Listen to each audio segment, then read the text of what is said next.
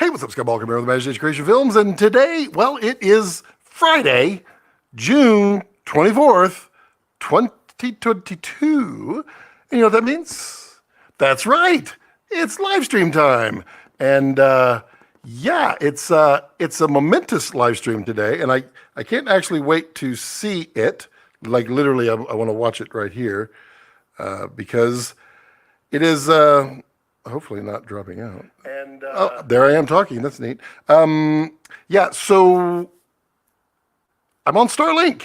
StarLink arrived. It was supposed to arrive on Monday, but you know FedEx. Yeah, so it arrived on Tuesday. It literally took 2 minutes. Nah, about 5 minutes. And I strapped it to a ladder and installed it out there, waiting on my other mount. But it seems to be working. I've watched it. I've been streaming now for like 30 minutes, and I've watched it kind of drop every now and then. So don't panic. It won't be like last time. Like literally last week, the internet died. That was it. It was like, you're done, Scott. Enjoy the day. I'm not done yet, but it doesn't matter because, well, I mean, my ISP, the old one, yeah, it does what it wants. So we should be good. We should be good. And when I get my new mount up on top of the house up there, I shouldn't have any obstructions, and life should be good. This is my start. Oh wait, let me put my little hand on. This is my this is my current usage right now. You can see I'm uploading at only 2.5 megabits, but I think that's about right for StreamYard using that, because StreamYard uses very little because it's only 720 when it uploads, so that's fine. It should be getting a little bit better, but I mean, really, in the last 12 hours, I've had 26 seconds of interruption. That's nothing. That's like 5 minutes of my normal ISP use.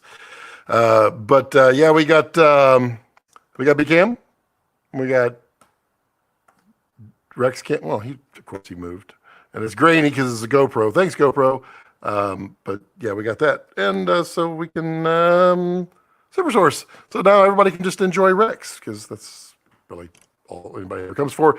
So how is everyone? How's everyone doing out there? And we should welcome back Clayton Burns. Hey, Clayton! Thanks for being an associate member, and thanks for just hanging out. Clayton, you just recently graduated, so congrats on that. Very good. We've also got, look at that. We got the Craftsman, Steady Crafting out there. Hello, Craftsman. How are you? He's lurking today. He's just kind of hanging out. As I told y'all, I'm trying to get him on the live stream, so we're working on that. We're gonna make it happen. Let's see here. Who else do we got? We got to scroll down. This time I'm going to try. Like last week was pretty bad because it was such a great chat. I got way behind on the messages, and that's when the internet died. Hello, Lewis. How are you? You doing well?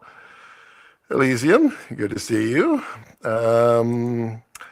Lewis says, last time we cut out, we were talking about how to deal with red footage. I downloaded it, and wow, are the files smaller than I expected. I know. It's everyone has a complete misconception about red footage. It's not that big. It's kind of amazing. And if you didn't get very far, Lewis, let me know, and we can certainly chat through it, because we did kind of lose. We lost internet pretty fast, little hand. Hello, Tim. Finally, yes, I know. I've only been waiting for StarLink like my entire life. Like literally when they announced it, I was like, I want it now. I would like to have it. And then they're like, well, we're going to roll it out beta. I'm like, I want it now. And they're like, beta really just means like Michigan. But I want it now. Puppy Cam. Yep, indeed. Happy StarLink streaming day. Yes. I'm hoping Elon's going to drop by. I did tag StarLink. I've tagged him a couple times. I also asked Elon if he would be so kind as to help me break up with my ISP, because I feel that's going to be a hard conversation, not for me, but for them. But I thought, maybe Elon wants to participate. I don't know. We'll see. It says, "Thanks, man. Nice to be back working in the community." Yes, I bet you were. I bet you were dreading. You just wanted to get through school as fast as you could, so you can get right back on the camera because that's where creativity flows. Yes, of course. Thank you. Just need to play around with it more to understand. Yeah, it's super, super easy. So much easier than people want to well, really give it credit for. It is amazing.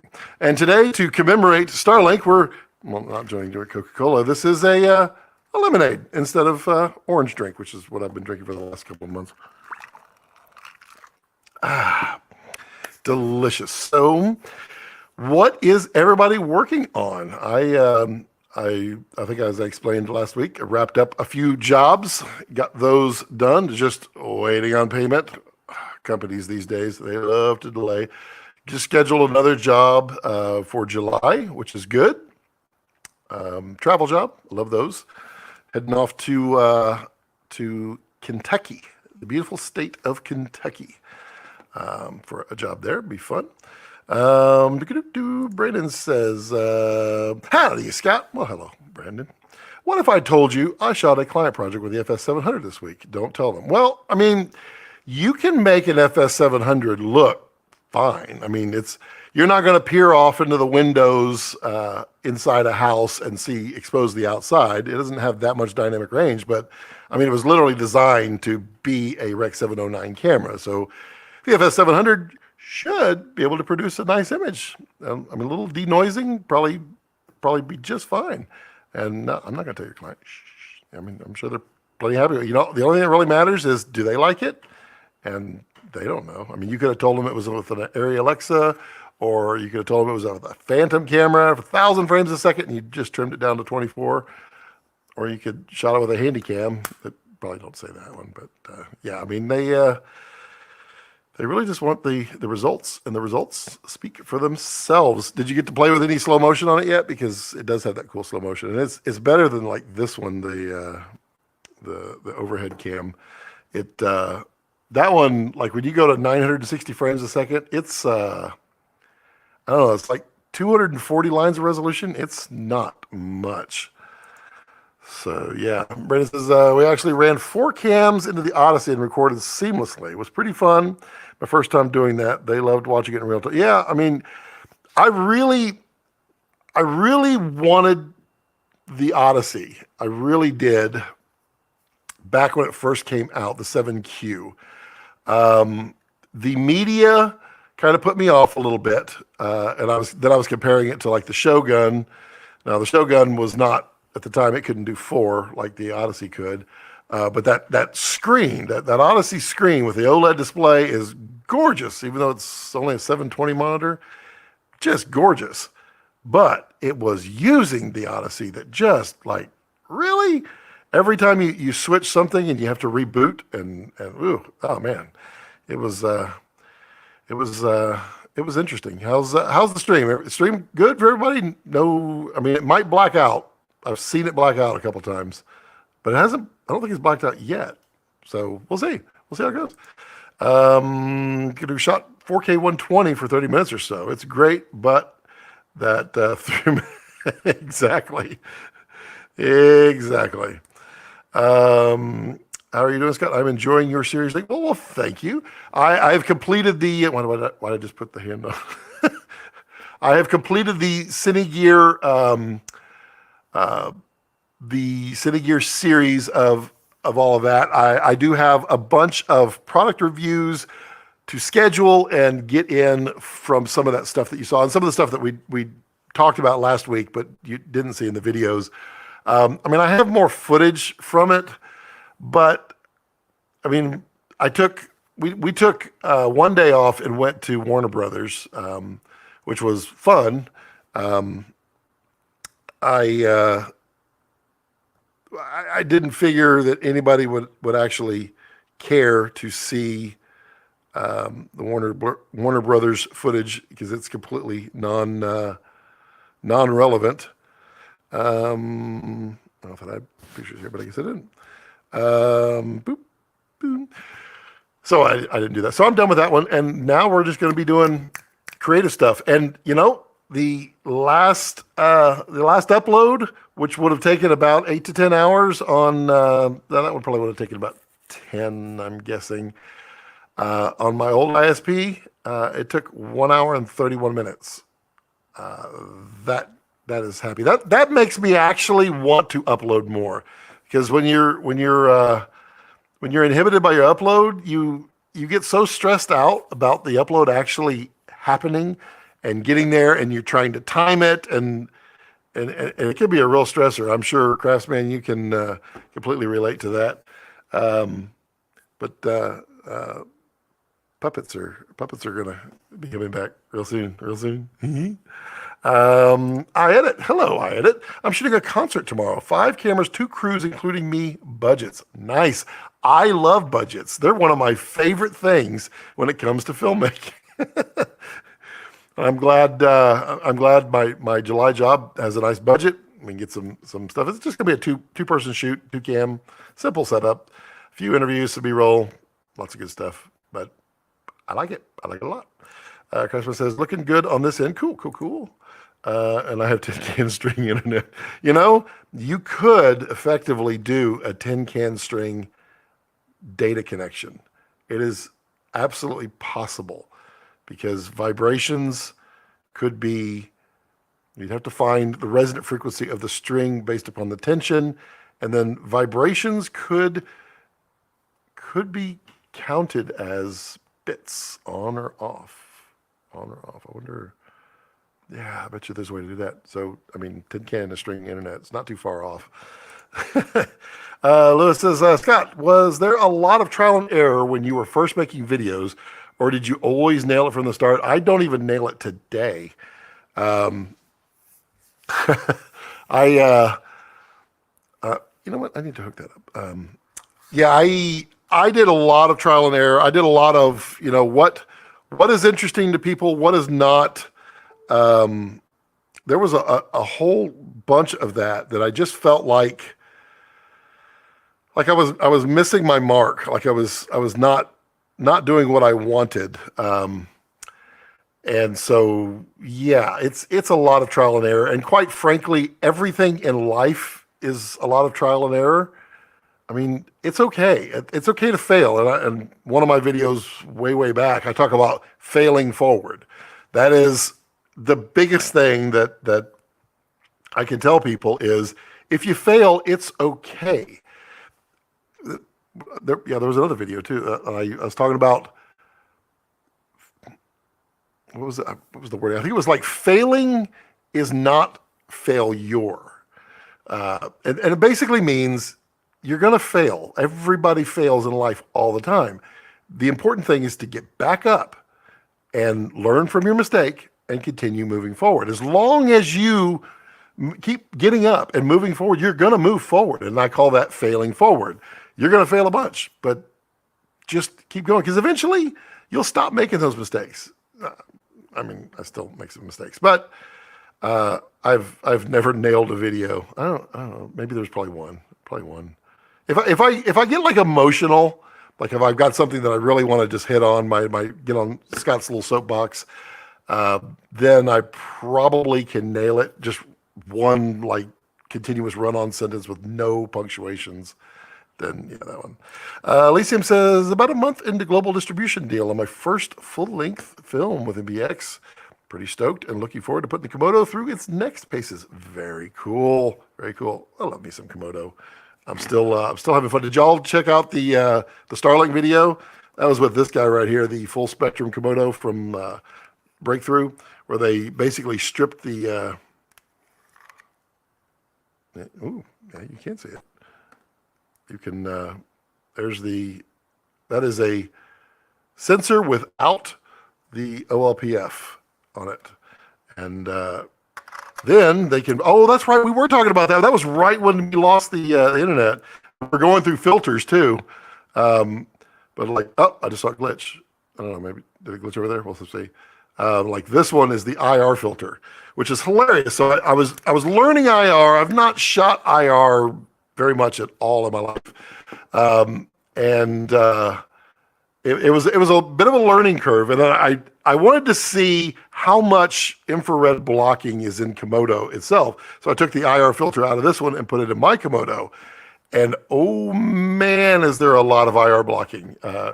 It was, I like, when I was shooting the IR stuff, I had 4 stops of ND on the front. And I was at about a 5.6 with the IR 720 filter in there. When I put it on Komodo, I took off all the IR or all the ND. I took the lens to, that sounded like a wasp. It's not going to be good for business. I took the lens down to f1.8, and I had to boost like 4 stops in post to get an image. It was so dark. That's how much IR blocking there is. Tommy says, "Hey, Scotty and Rex." Hello, Tommy. It's warm in here for some reason. I probably because I get so worked up and stressed out before a live stream. I don't know why. Craftsman says, "You are 100% right about that." If I had faster internet, I believe I would honestly put out more videos because each load was a mini. Yeah, exactly. I mean, you want it to go out at a certain time, and you want people to see it, and you want time to engage and be able to have that conversation in the comments and all of that, and just, build that community. And somebody found the video. Failing forward, how to make failure. That was funny. Which one of y'all commented? One of y'all did. You're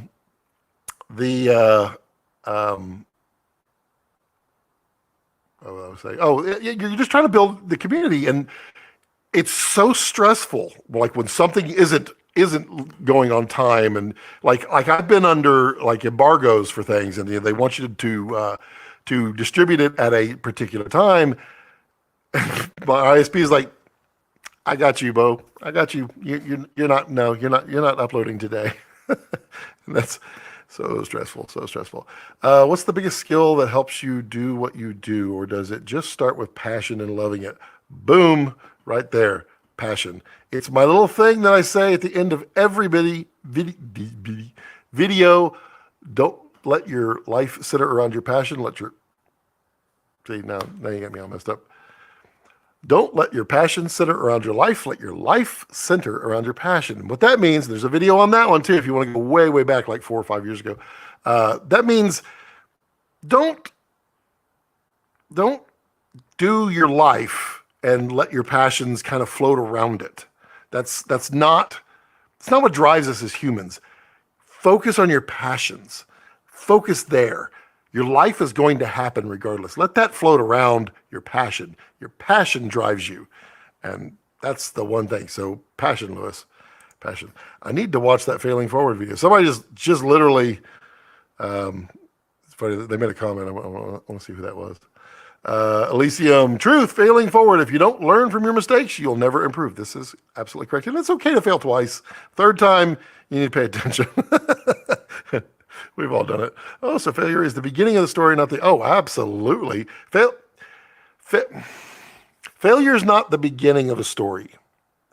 Failure is probably the page number of a story, because every page is going to have a page number. Everything you do, there's going to be some level of failure in it. The trick is, just like a book, you never have the same page number twice. I just made that up. That's Reach. Hey, Reach. Is it true pineapple pizza is the choice of the underworld? I don't know, but if I used AI to generate that, we might find out the answer. Have y'all been playing with the Midjourney AI? That's not. You know why? Because it's not plugged up. Way to go, Scott. Wow. This is my first time using technology. Y'all have to forgive me. That's funny. Well, at least there we go. So we can now go. Nope. There we go. That's AI. That's something generated with AI. That was pretty good. I like that one. Let's see. I just wanted to show a couple of those real quick. So the AI journey that I was going on, I really wanted to use it to help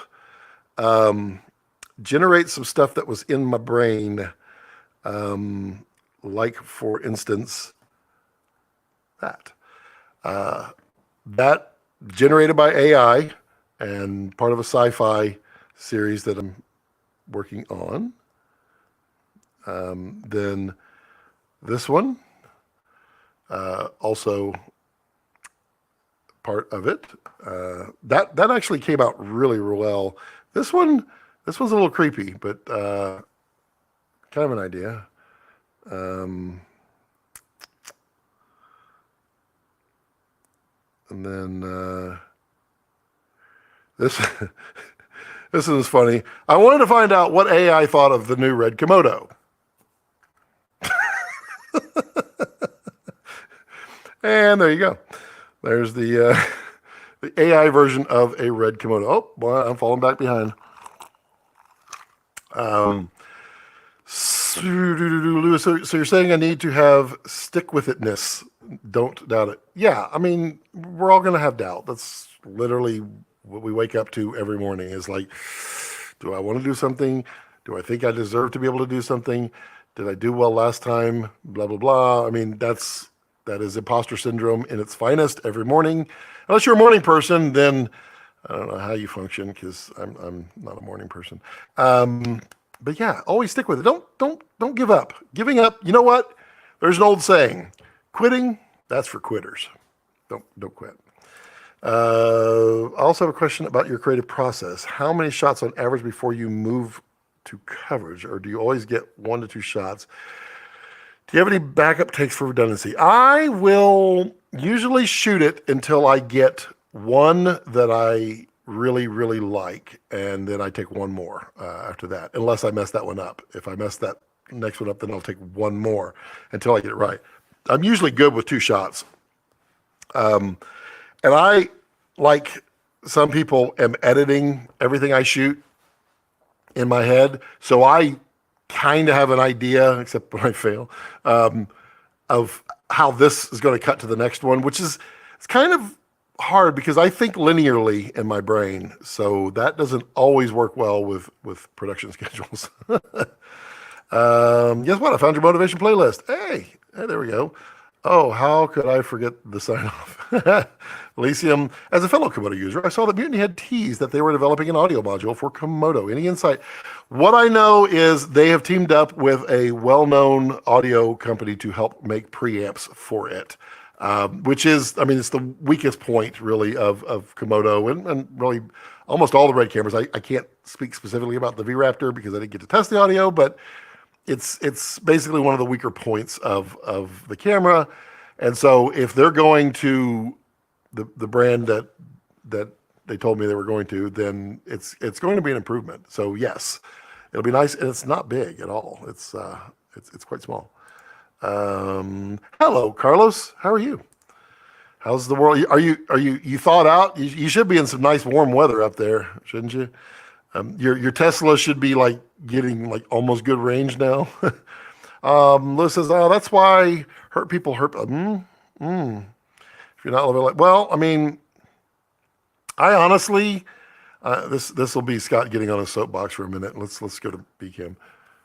Let's get in focus. Let's try to focus on this. So there are people in the world who get up every morning and they hate everything. They hate life. I'm gonna drop your question out just so I can properly. They hate life, or they feel bad. They have a negative personality, or they just feel bad all the time. I personally don't know how a person like that functions. I don't know. I'm not saying that in a negative way. I am far more positive and upbeat, except for that one hair on that lens. 1 second. I'm also ADD. There we go. I'm far more positive. So I get up in the morning. I'm not a morning person, but I still am looking forward to doing things and getting past that morning part. So, I mean, your question of hurt people wanting to hurt people, I mean, I think negative people try to be negative because it's their dominant, it's their dominant trait. I don't know, because like there's optimists, there's pessimists, there's realists. I consider myself a realist myself, but a realist will seem like an optimist to a pessimist. So it's a moving slide. So if you think I'm an optimist, you're probably a realist. That kind of thing. But yeah, I feel like hurt people do kind of want to hurt back, and I think it's all they know. And I don't get it. I don't understand it. I can't I can't think like that. So that's that. And Brandon says it's a mix. Oh wait, nope, I skipped one. Oh, whoa, well, I've blown way past all these. Wow, I messed up here. Wow. Okay. Hey, Carlos. Scott, do you think the metaverse is coming in 4 or 5 years or still far away? I don't think the metaverse is ever really going to be a thing. Honestly, because the metaverse was created for money, and nothing good really comes out of things being created for money. You can make profit, that's fine, but if your intention is profit, I don't think very much good things comes out of that. Hey guys, they said that YouTube will be in VR soon. I don't know. We'll see about that. Hey, I saw, Carlos, you were dipping your toes into shorts. Great job, buddy. I saw your short, and everybody was doing shorts this week. What's up with that? Oh, you know what? They probably all watched Linus Tech Tips, because he was talking about the shorts on his last live stream, I think it was, and why they do it, and how it actually helps engagement in your channel for some reason. That they did a test and found that doing them does not hurt their performance, and it actually helps them a little bit. I don't know. I'm still not a huge fan. Meredith says, I don't really have any good questions this week. Maybe this. Ever had to deal with producers who want to keep budgets? Yes, that's called a producer. Oftentimes I had to work on projects where producers were pulling a ton. They do. You got to love and you got to hate producers, because it's their job to keep it on budget, which means keeping it on budget means keeping you under budget, because there's always going to be failures and mistakes and oh by the ways, or God only knows. There's a lot of those out there, and the producer has to have the money for that, so they cut everybody and do it that way. And then there's the not so nice producers who are in it for the money. Well, pretty much everybody needs a paycheck, but and they basically say, I get X percentage of how much I save you, kind of thing. Those are tough. So yes, I've had to deal with it. You do your best. Don't compromise on things that you should not compromise on. If you are charging your full rate and you can give them a little bit of a deal, it's okay to give them a little bit of a deal, but just understand that the next time they're going to want that little bit of a deal. So, make sure you can stick by your guns in the future. When you're on set, are you reviewing every take for playback, or mostly shooting and moving on and just going by feeling? I am not shooting by playback unless I'm performing the camera.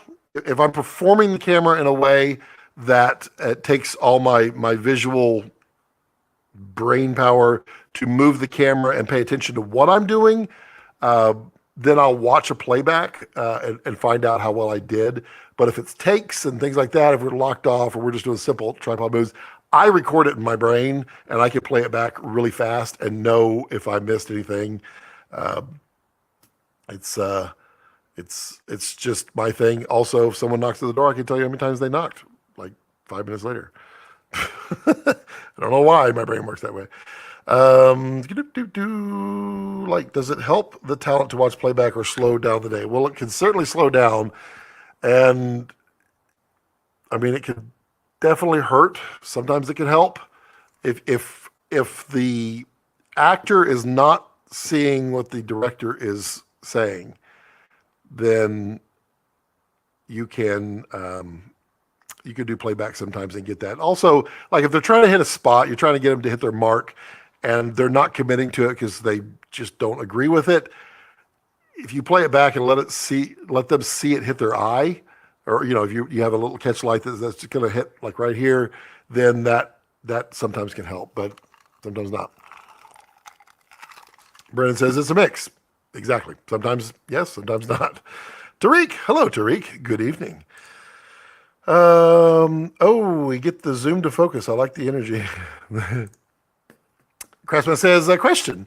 What would you recommend for someone who wanted to pipe Fuji X-T3 footage via HDMI into a dedicated recorder or capture in ProRes using the hard-to-edit H.265 format? Well, H.265 is not necessarily hard to edit. It depends on your computer.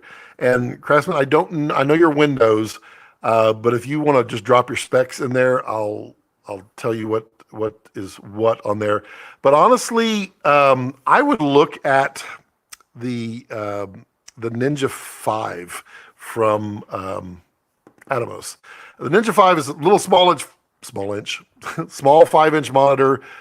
Uses little SSDs that you can plug in, and you can use off-the-shelf ones if you like. And it will record ProRes. But if you're Windows, why do you want ProRes? Windows is not native ProRes, but I think Premiere has it back now, if I'm not mistaken. I'm sure it does.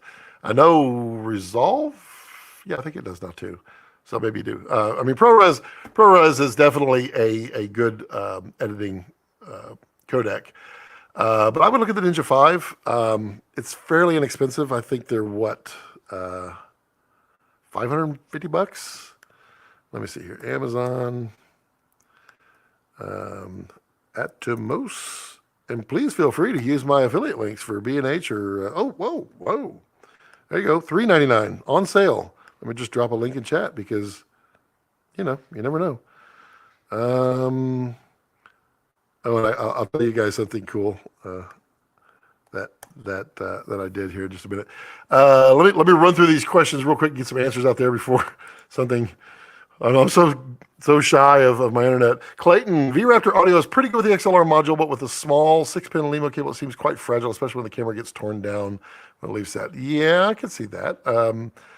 I really would love to spend a little time with the V-Raptor and the audio module myself. With my audio background, I'm very particular on how things sound. Lewis says, that's why I like coming here. Always feel positive vibes from the chat. Yep. Oh, hey, Eric Kessler. Hello. How are you, brother? I was just about to tell him what I found out last night. Can I share that part, Eric, or is that a no? I was going to do it anyway. Clayton says the Raptor XLR module is great to make the Raptor into a formidable, like abominable, but abominable dot camera. Even better with the new the 2 terabyte cards are pretty slick. Those are really cool. Reach says some of my favorite speakers at VidCon this week. Just tore into the metaverse. Yeah, I don't find too many people going or being really excited, except those who were in it for money, who bought a bunch of real estate up front and are selling virtual real estate. I don't get that. Reach says, I've worked on 2 Web3 docs this year, and a lot of people are in it. See how they can get you to give them money. Yeah. There are obviously some diamonds in the rough, though. This is true. Yeah, Shorts is being heavily promoted recently. I've noticed that. Like, literally, my subscriptions were all... there was a lot of Shorts in my subscriptions. Craftsman says, I want ProRes because my Blackmagic Pocket spoiled me back in the day, since the ProRes files edited real time, even on an old PC. Gotcha. Okay, fair enough. I understand. You're interesting. Yeah, I need to see your specs on your. Oh, there comes your specs. I'm going to jump down to your specs, and then we'll come back to it. i9 10900. See, that's interesting. 3.7, 64. You should, what video card do you have? You should not have any problems editing, even with a 10900. Like, this is you can't see it, but I'm pointing at it right now. There's I don't have a wireless camera, but there's a little tiny PC that I'm banging on. Let Nope, still can't see it. It's right there. It's hanging on my wall, and that is, I can do anything with H.265 on that. That is a simple little 4-core. It's not even fast. It's like a 2.5 gigahertz, tiny little machine. Yeah, I would be interested to hear. Premiere does have Pro as a codec now. Okay, so they came back. I stopped using Premiere. I'm telling you, man, Resolve. Whew. And Craftsman, if you've not tried DaVinci Resolve, you should try DaVinci Resolve. It's pretty good, and it's free. It's free until you want the studio version. The studio version doesn't offer a whole lot for a lot of people. Some people it will, but it's only $300 for the studio version, and it's a one-time buy it once, buy it for life. I love that for sure. It's brand new PC. Oh, hey, there's my link right there. Let's see. Gonna hit you with a serious question. All right, as a father of a 3-year-old child, nice. I've started to have to balance this super odd feeling of oftentimes shooting goes way over and actually traveling. Here's my 2 cents on it, and I tried to be a great father as best I could, and I mean most people literally try to be the best parents they can, but I at the same time I was having to work really long hours, and it was it's a struggle, and really it's quantity is for sure great with your kids, but quality is what they remember, because your kids later on in life, I can say that because I'm old, they come back to you and they say things that you said to them, or they repeat things that you.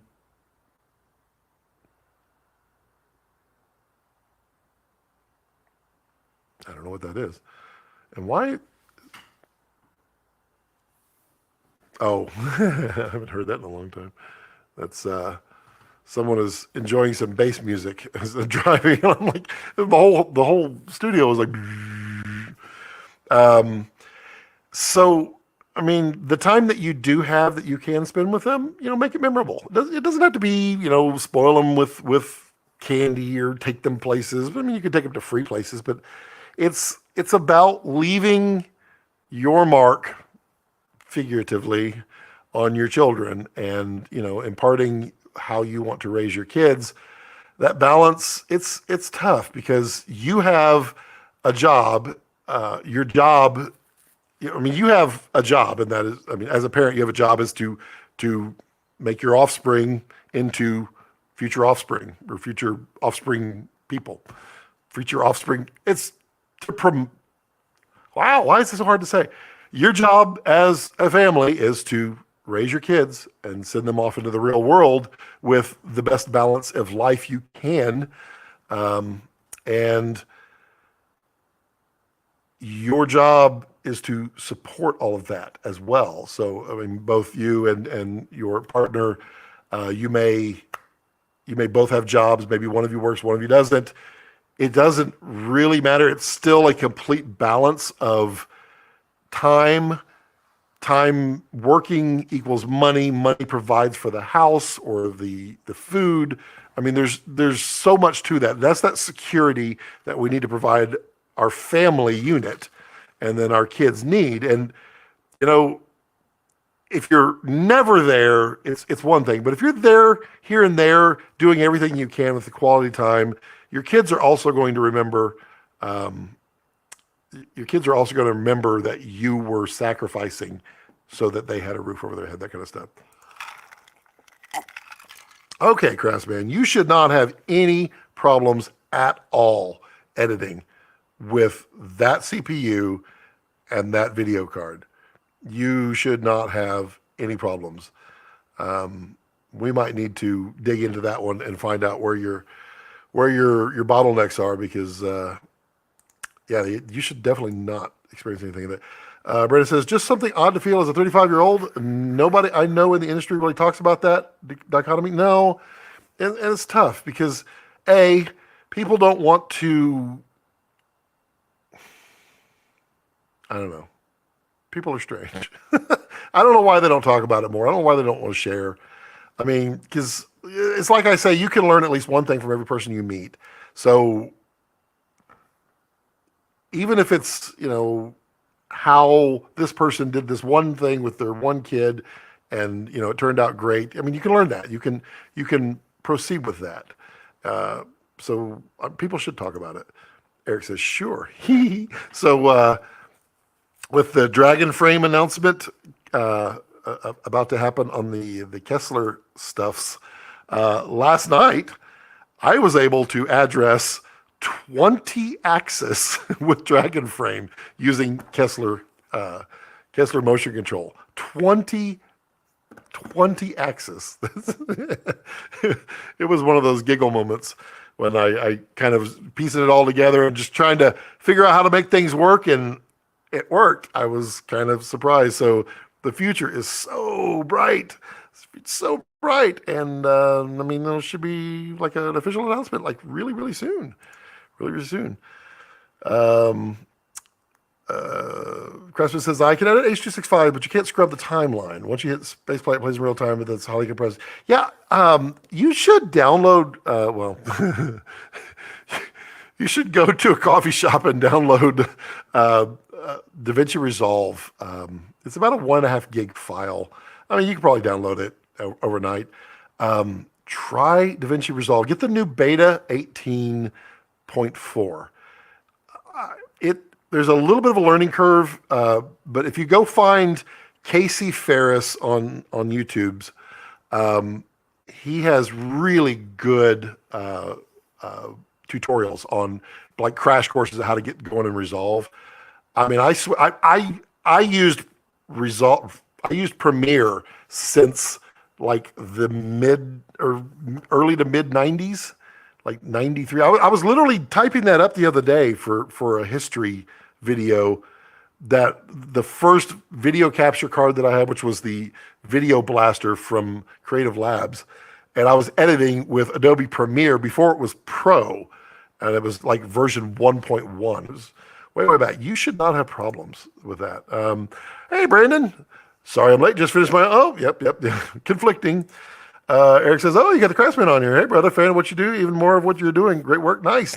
Squirrel. Oh, yep, caught that. Squirrel. Balance is dangling carrot for all of us entrepreneur types. Yeah. Yep. Hopefully we get to experience it sometimes. Yeah, indeed. Yep. Thank you there. Some admiration back and forth. There we go. People don't want to seem weak. Yeah, that could be it. That could be. I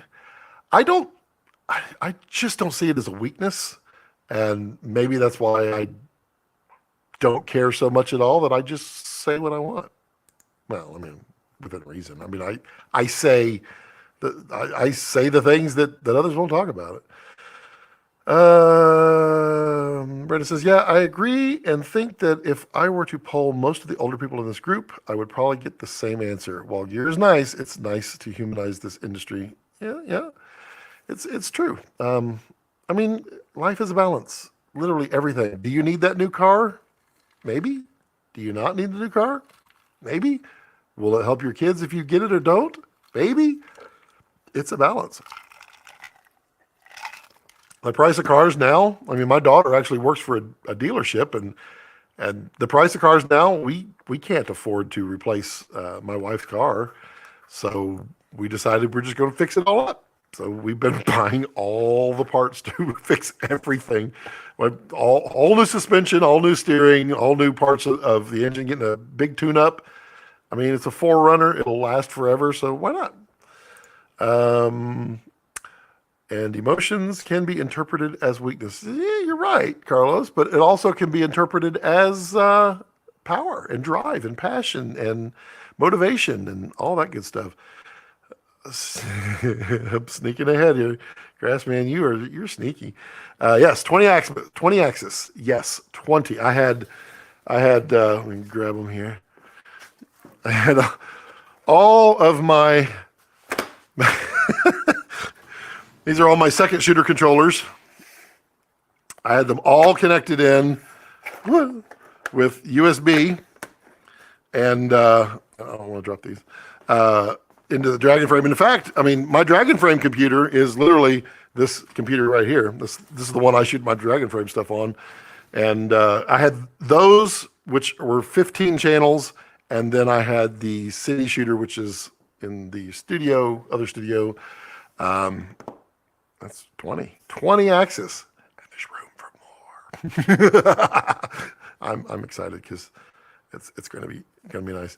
I'm so used to Edius, and that never crashes. But DaVinci keeps getting recommended to me. It must work. So DaVinci had this massive learning curve for the longest time, because I've been a DaVinci user since about 14 or 15, but I only really used it for color. And it wasn't until maybe 16 that they started adding in a bunch of editing stuff. And then with 17, it was so good. I mean, I switched. When did I switch? I guess I switched about a year and a half ago, really. And I am not sad at all switching. It made my life so much easier. And it's really not that hard anymore to learn it. I tried Final Cut Pro X. I couldn't get into it. Couldn't do it. I used to use Final Cut Pro back in the olden days, back in my day. That was back when it was Final Cut Pro 7 Studio. The Studio 1.5 to Studio 2, I think it was. It is. I know it is. Thanks, Scott Balkan. That's the push I needed for the new. Oh, there we go, Brandon. Good job. You'd be like, but Scott said I could. Elysium says, what kind of learning curve is there switching to Resolve if you consider yourself a pro user or Premiere? Okay, so this is how it worked for me, Elysium, because I had definitely tried to edit videos in the past using the older versions of Resolve. And so when I made up my mind to switch to Resolve, I said, what I'll do is I will scratch my head. I will edit a video, and if I run into problems, I'll just run back to Premiere and edit it. And it was actually client work that I was experimenting on, but I'm just not going to tell the client. But I had no problems. I mean, there was a bunch of little things that I literally just bring up the iPad and just search, how do you do this, how do you do that. There's tons of videos now on how to do it. And Casey Ferris is fantastic at explaining all that stuff. And he's got a fun personality. So, I mean, it's a win-win. It was so positive editing that video and exporting it out and coloring. I mean, because Resolve has the best color, period, of all of these. Doing that whole process, I just never went back to Premiere. I didn't. At that point, I never had a reason that I had to go back to Premiere, well, except to like load a file, to export it out, to go back over to Resolve so I could edit there. It was so much easier than I thought. Hello, Luca. How are you on the other side of the planet? Well, almost halfway-ish on the, yeah. Clayton says, thought. There we go. I know I clicked it. Thoughts on the Raptor Super 35 for future market relative on the Super 35 on DSMC 2. So yeah, Clayton, you on your break you didn't get to hear, but I was going for full frame V Raptor right up until the point where Jared announced the Super 35, and I instantly switched because I'm used to Super 35. I like that differentiation between Super 35 filming and full frame photography. I like to feel different when I do it. These are both full frame cameras. These are both Sony's. These are Super 35. The Dragon back there is Super 35. I really am used to Super 35. I like the way it looks, and all of my glass, for the most part, has been based on Super 35. And I was really struggling. I was going to embrace the full frame because that's how you get the best, was to get the V Raptor VistaVision. But I was going to have to sell all my, and I started selling off some of my Super 35 stuff. But then when he announced it, I immediately halted all sales, and I get to use like my favorite lens. My favorite lens of all time really is the Sigma 18 to 35. Wow, that's got a nice little sound to it. The Sigma 18 to 35, which almost always lives on one of my Reds in the photo version because it's so lightweight. That it's Super 35, and so it'll work fantastic. And it's so incredibly sharp that on V-Raptor 8K Super 35, it's going to be good. I think when it comes out, I think it's going to sell as well, if not better, than the VistaVision V-Raptor. That's my gut. We'll see. We'll see. I mean, if full frame really grabs a hold, it moves forward at the rate that it's going, it might be what everybody is on. But there's a lot of purists out there that just enjoy the Super 35. I enjoy the differentiation. I do. I dig. Lucas says, "Ha, all good, buddy. Super hot in Italy." Well, I don't know how hot it is there. You're in Celsius, so we don't even know how to do that here in America. We base our temperature on how many chickens are stacked in a horizontal line while completing a circle, and however many you get around in the horizontal, that's how hot it is. So yeah, I mean today here it's like 101, but I don't really have much humidity, so it's really hot. But if you get in the shade, it's not too bad, and if you get in the pool, it feels fantastic. In Italy, you're not humid either. So you don't have a lot of humidity in Italy because I think Italy represents a lot of like Central Texas, and then Craftsman, I think he's at 104% humidity where he is. I'm guessing. I don't really know where Craftsman is, but I'm guessing it's probably like 97 degrees and 130% humidity. Fine, you got me. I'll learn to vision. Yay, Lewis! And it chews through red. I mean, it just chews through it with no problem. I'll save me some money because I really don't want to pay for a color finale or a film cover. I bought color finale when I was trying to learn Final Cut. And I bought film convert. Why am I playing with the, stop it, Scott. I bought Final Cut to try to learn it. And I've had film convert since like 2015, 2016. They're cute, they're fine, but Resolve has basically all of that built in. And it's you don't need to dumb things down when they're not difficult. And with Resolve, there is so much power with the node-based coloring. It looks intimidating, but when you break it down, it's pretty easy, and you can do so much with it. Learn Resolve. Oh, jumped ahead. Somebody came in. What is this? What's going on here?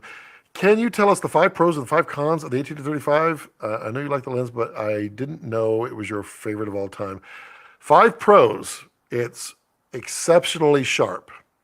It is a very fast lens. It goes down to f1.8. It is a very lightweight lens. It's not necessarily compact, but it's a very lightweight lens.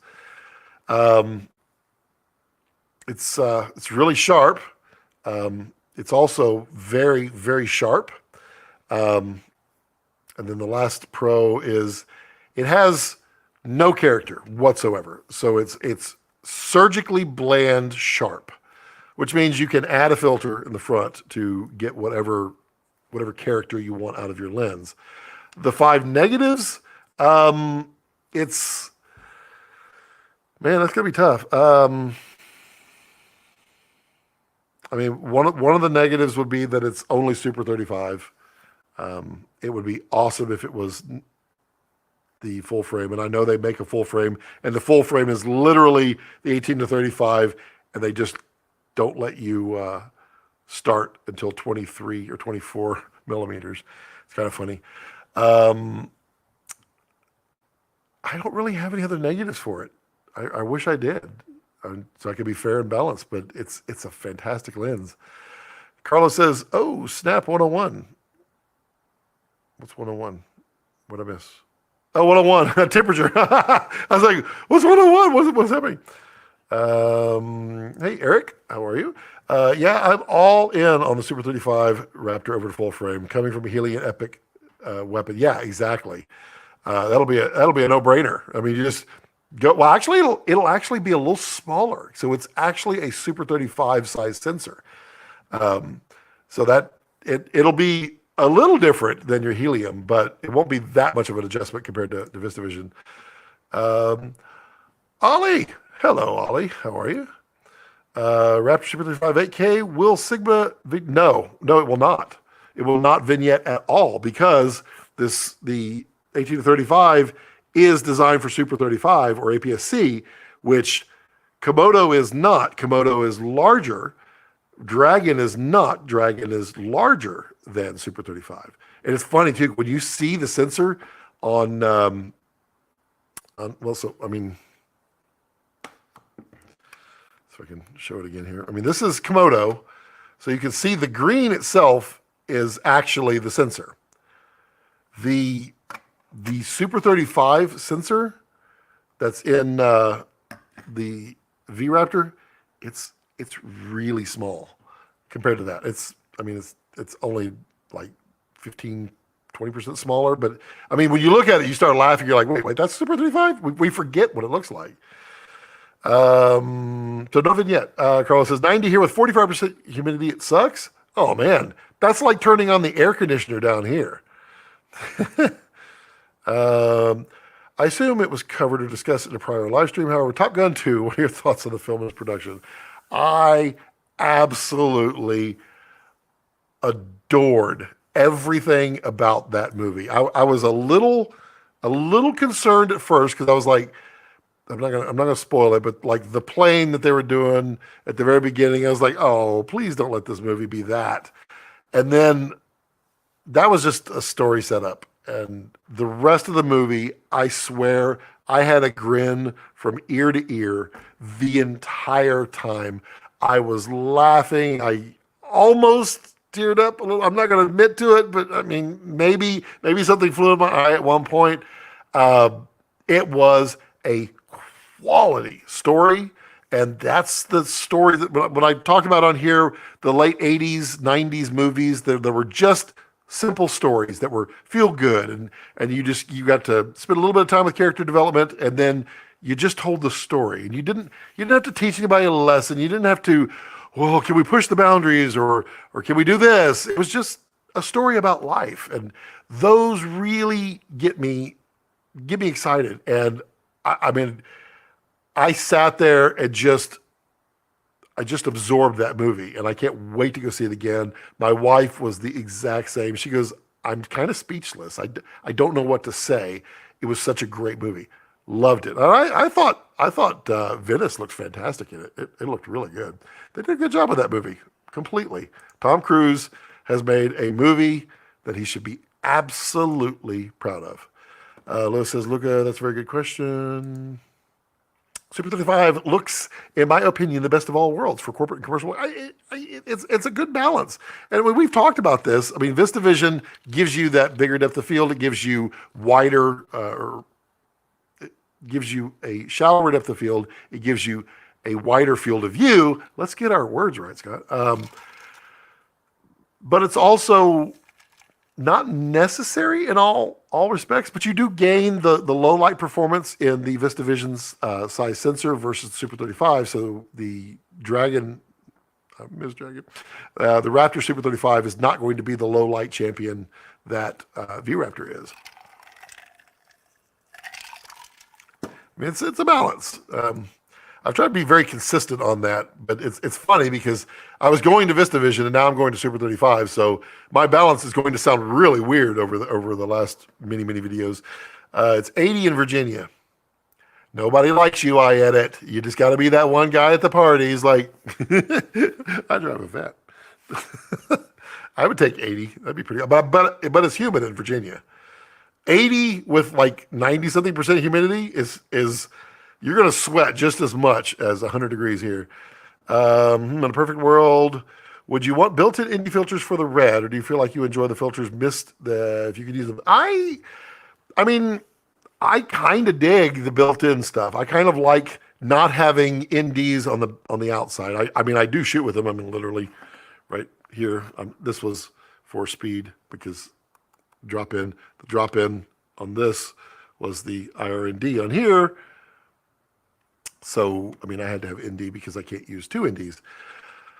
But I like internal NDs, one less thing to worry about, and that's kind of nice, which means that you only have to carry the filters that are creative, and you can put those in the front, and you don't have to figure out the order or anything like that. So that would be kind of cool. I wish the 1835 was parfocal. It is parfocal. How are you not getting parfocal? It is absolutely parfocal for me. And the 50 to 100 is parfocal. What are you using it on? If it's not parfocal and you're using an adapter, it is possible that your adapter is not the correct dimensions for the camera. In which case, I mean, one little tiny tenth of a millimeter can throw your back focus off. That could be doing it because it's parfocal for me. And I've always loved that about it. What I don't like about the 50 to 100 is the zoom focus. It's got such bad wow,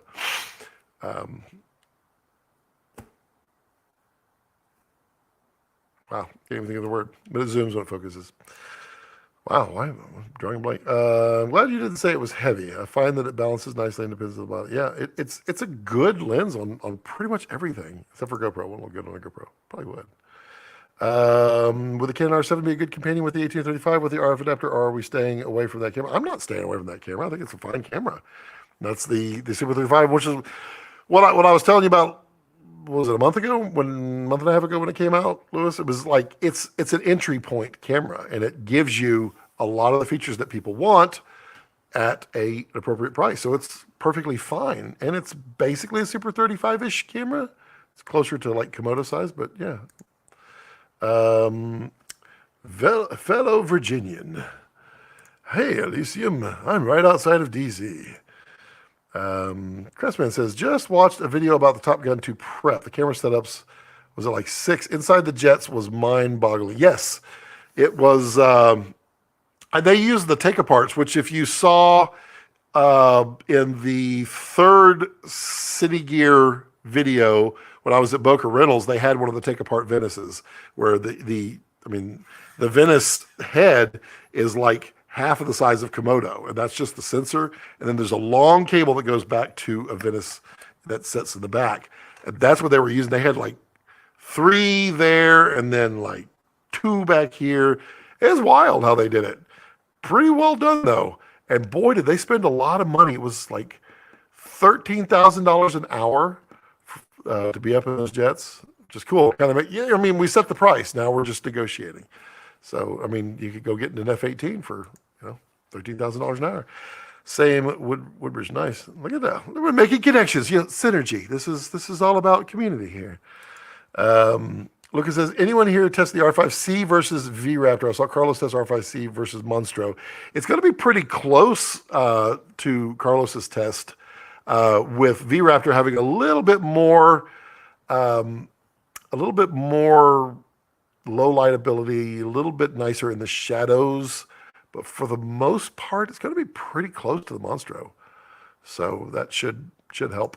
If the comparison of the Monstro, you're like, well, the Monstro has muddy shadows, then the V-Raptor might be okay then. Lewis, I have an R7 coming in on Monday, and I can't wait to play with it. There you go. Clayton says, I was shocked how low they got on the noise floor on the Venice for Top Gun. I know, because the Venice has some noise, but then again, every movie's going to have noise reduction. So, I mean, you can cover up anything with a little noise reduction. Look at you two, bonding. Gonna go shoot some projects. He says, oh, that would explain it. There we go. Interesting. Never thought of that. Yeah, I don't know what you're using, but it would be interesting to find out if that's what it is, because yeah, I've not had that problem. Lacey, most definitely look for you on Instagrams. Yep. Clayton Burns, it's 53 here with 68. Okay, Clayton. You just topped Virginia over here for pulling up in the Corvette. Not sure if it's a win as far as temperature goes, or whether it's subjectively worse as far as Western Canada goes for June. This isn't too bad. I would take 53. I would love 75 for a high and 50 for a low at night. That if I could live somewhere where that's it all year round, I'd be so happy. But I'm going to give you credit, Clayton, for converting to Fahrenheit for me, since I don't know how to stack chickens in the whole Celsius thing. I remember now you were the few times you were in favor of the R7 because of the 53rd. That's right. Yep, there you go. Who makes the wing handle for Komodo? This is the Timmy Wings. This is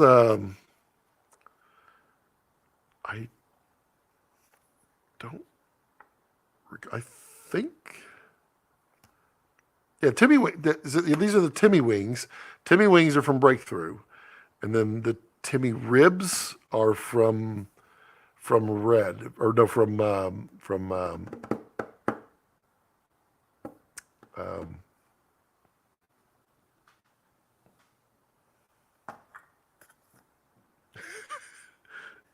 GDU.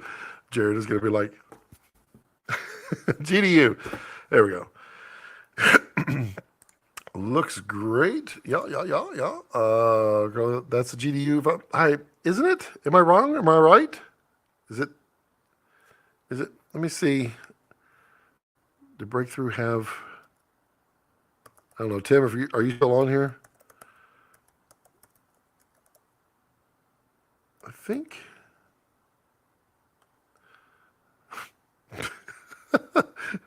I just literally typed in that and it sent me down some kind of Nick Jr.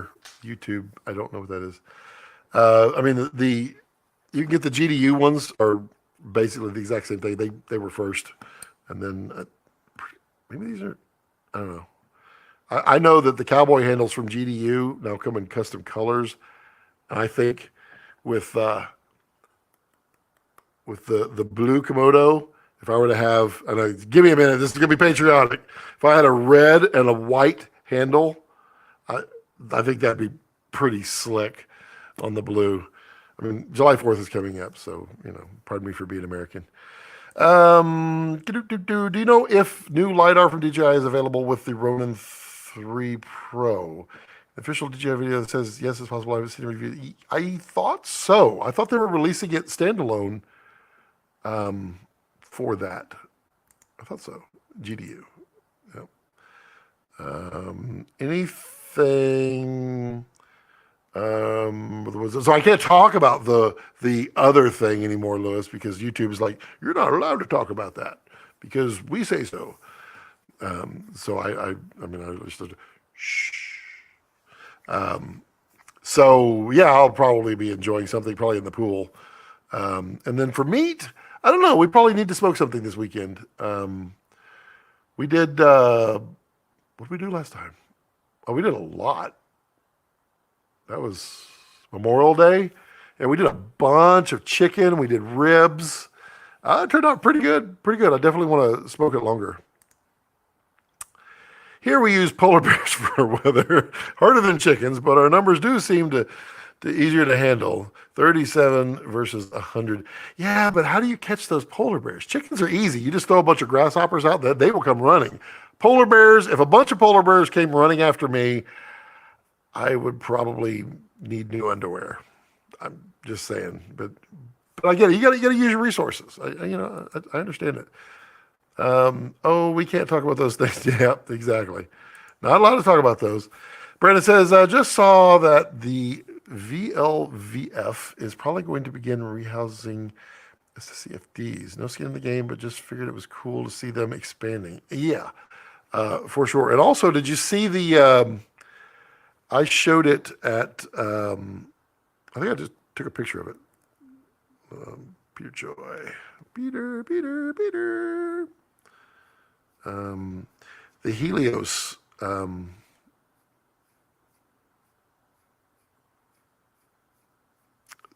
There's a rehoused Helios that looks really cool. Okay, there's his picture. I'm gonna. Oh, I can show that. That's fine. That's the rehoused Cinema Helios. It looks really slick. That's cool. I got to hold it. It was fun. It was very cool. And I love Helios. I know Craftsman. He's got a secret for old lenses out there. He likes the Tox as the Super Takamars. Also, have you tried Craftsman? Have you tried the? Okay, I'm old. I'm going away. The Mamiyas, the Mamiya lenses. They're starting to get really expensive because people have caught on to them, but they're medium format lenses that you can convert down, and they look so good. I just loves them.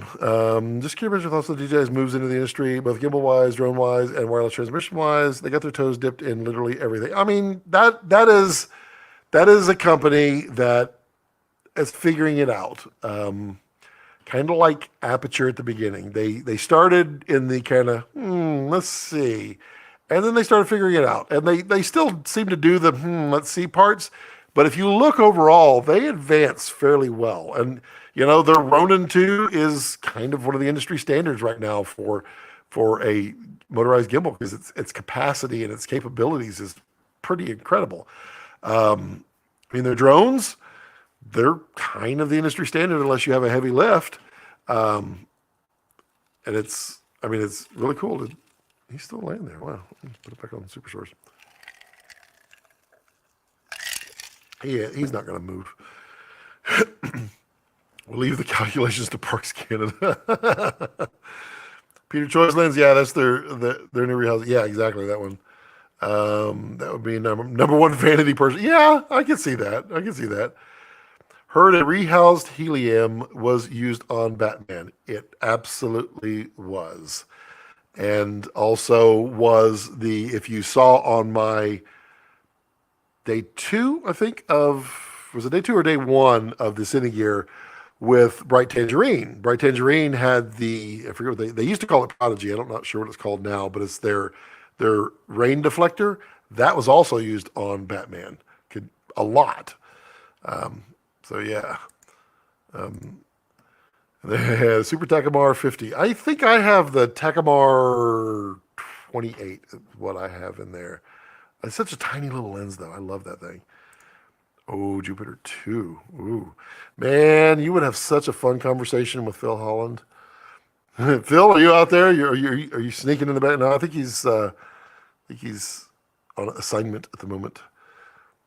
Scott, what are your thoughts on the Chipotle burritos? Or are you a fan? I don't really like Chipotle. I've eaten them many times, but I never craved Chipotle, so I don't really have a positive review on Chipotle. Yeah. Craftsman Steady Crafted. I'm using Super Tox every week. 35, 50, 85. Nice. Mamiya medium format? Yes. Well, I've used one since they are yeah. Well, I've been buying them and adapting them, and I use them on here because they have such a beautiful flare to them, and you don't always want a flare, but the flare really works on those. I really like them, and they're sharp, really sharp. Excellent. Yeah, Craftsman, you're fitting in so well in this channel. you're amongst friends. Any news or reputable rumors on Iris lens to bridge the gap between? I know they're going to make one, but anything after that, I could not say. I'm diving down the rabbit hole here, but Red Code Raw patent runs out in 6 years. It runs out in 5 years, I think, or 4. It's not that far. That means anyone can access that technology. I only have to imagine Red will or has been working on something better. I would never bet. That's probably too strong, but I would strongly encourage people not to bet against Red. There's always a there's always something next and next and next and next and next. And again, last week I think it was last week. Yeah, I was explaining that I got to go see Jared's office there in the studio, and yeah, the amount of projects everywhere, they're not sleeping. They're not sleeping. So I've heard a lot of people say that they think, oh yeah, it's Phil. I just saw Phil. Of course, Phil's there. Phil can weigh in on some lenses. And Craftsman, if you ever want to know anything about any particular lens, Phil probably owns two of them and can tell you all about them. So yeah, on the red code, people are like, oh yeah, red's done. They'll be done. I really, really don't think they're done.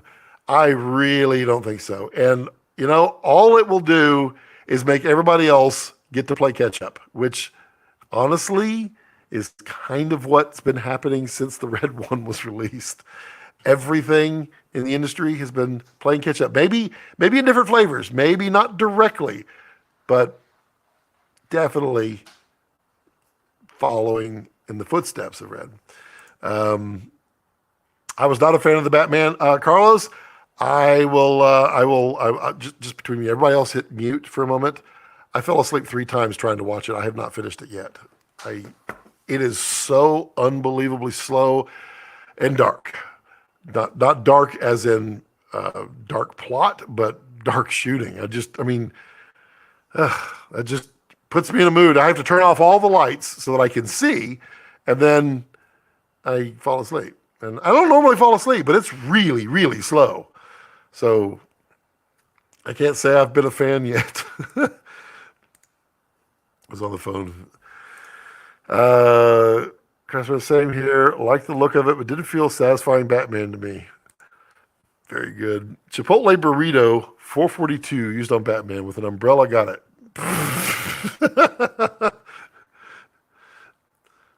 Did I miss something, or that was a joke? That was a joke, right? I'm pretty sure that's a joke, but I'm like, did I miss something? Did I? Okay.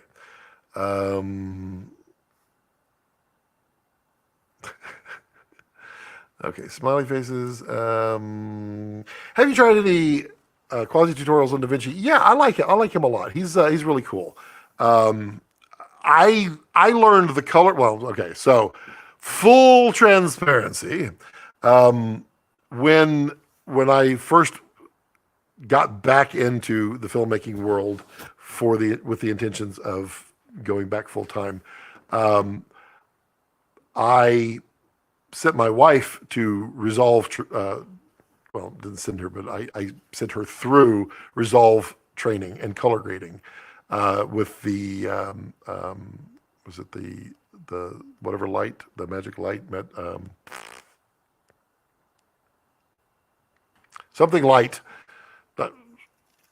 tutorial series. She then basically taught it to me. And so I learned a lot of that basic color grading from her. And I still today, because I'm partially colorblind, I still have to use her eyeballs to double check stuff anyway. So I don't normally figure that kind of stuff out on my own, because I'm really more pointed in looking for a very specific thing to happen. So that I will go like Quasi or Casey Ferris I really like, and there's a few others. And I'm usually just searching for a very specific thing, and I zoom to it, and that's it. Red will probably have holographic capture by then, and M16K. Yeah, I do I like his Quasi's. I like his format. I like his presentation. I like his color decisions for the most part. That one where he was coloring people's, that was it felt wrong to me, but yeah, but for the most part, yeah, cool, good stuff. Scott, have you got your hands on the Blackwing 7 Tribe 7? I really dig that. I have not. Especially with the addition of the 20.7. It's much more interesting for the Super 35 and a left shooter like me. I have not, Ollie. Not yet. Give me some time, but yeah, not yet. Truth on iEdit. They're laughing amongst yourselves. Brandon Marsh. Ooh, that makes sense. That's way easier to know what you learn when you know the basics. Okay. Let's just do this. And bye. Okay. So then we will go to the next one. Gotta love that. My moderator hasn't been around in a while. Dark, yes. What's the deal with all the films being dark? My take, so if you talk to the DPs that shoot it, their take is it's a style that they like. It allows for a little more mystery, things to roll off in the distance. I think, honestly, if things are dark, there isn't as much detail, and it's probably cheaper in VFX. It's my guess. It's like dark is the new low contrast, which was one time the new high contrast. Exactly. You're cracking me up, dude. What's the biggest challenges that come with running your company, Scott? Or did you find a cadence for work that works for you consistently? The biggest challenge is always feast or famine. I mean, literally every day you're like, I need work. And then as soon as you're off of work, you're like, wow, I don't want to ever work again. I need work. I mean, it's keeping the world abreast of your marketing or what you're up to lately and why they need to be working with you, that kind of stuff. It's a constant challenge for sure. Towel. I don't know what that means. I'm in full agreement. It was the first movie I went to see. 18-month refund. Now, I watched. Oh God, I gotta look it up. It was so bad that I had to keep watching it because it was one of those that I just need to know how it was, and I feel bad. It's Out of Death. So Out of Death was basically one of Bruce Willis's last movies that he did before he retired because of his aphasia, where he is having trouble remembering and that kind of stuff. It was one of the worst acted, casted movies.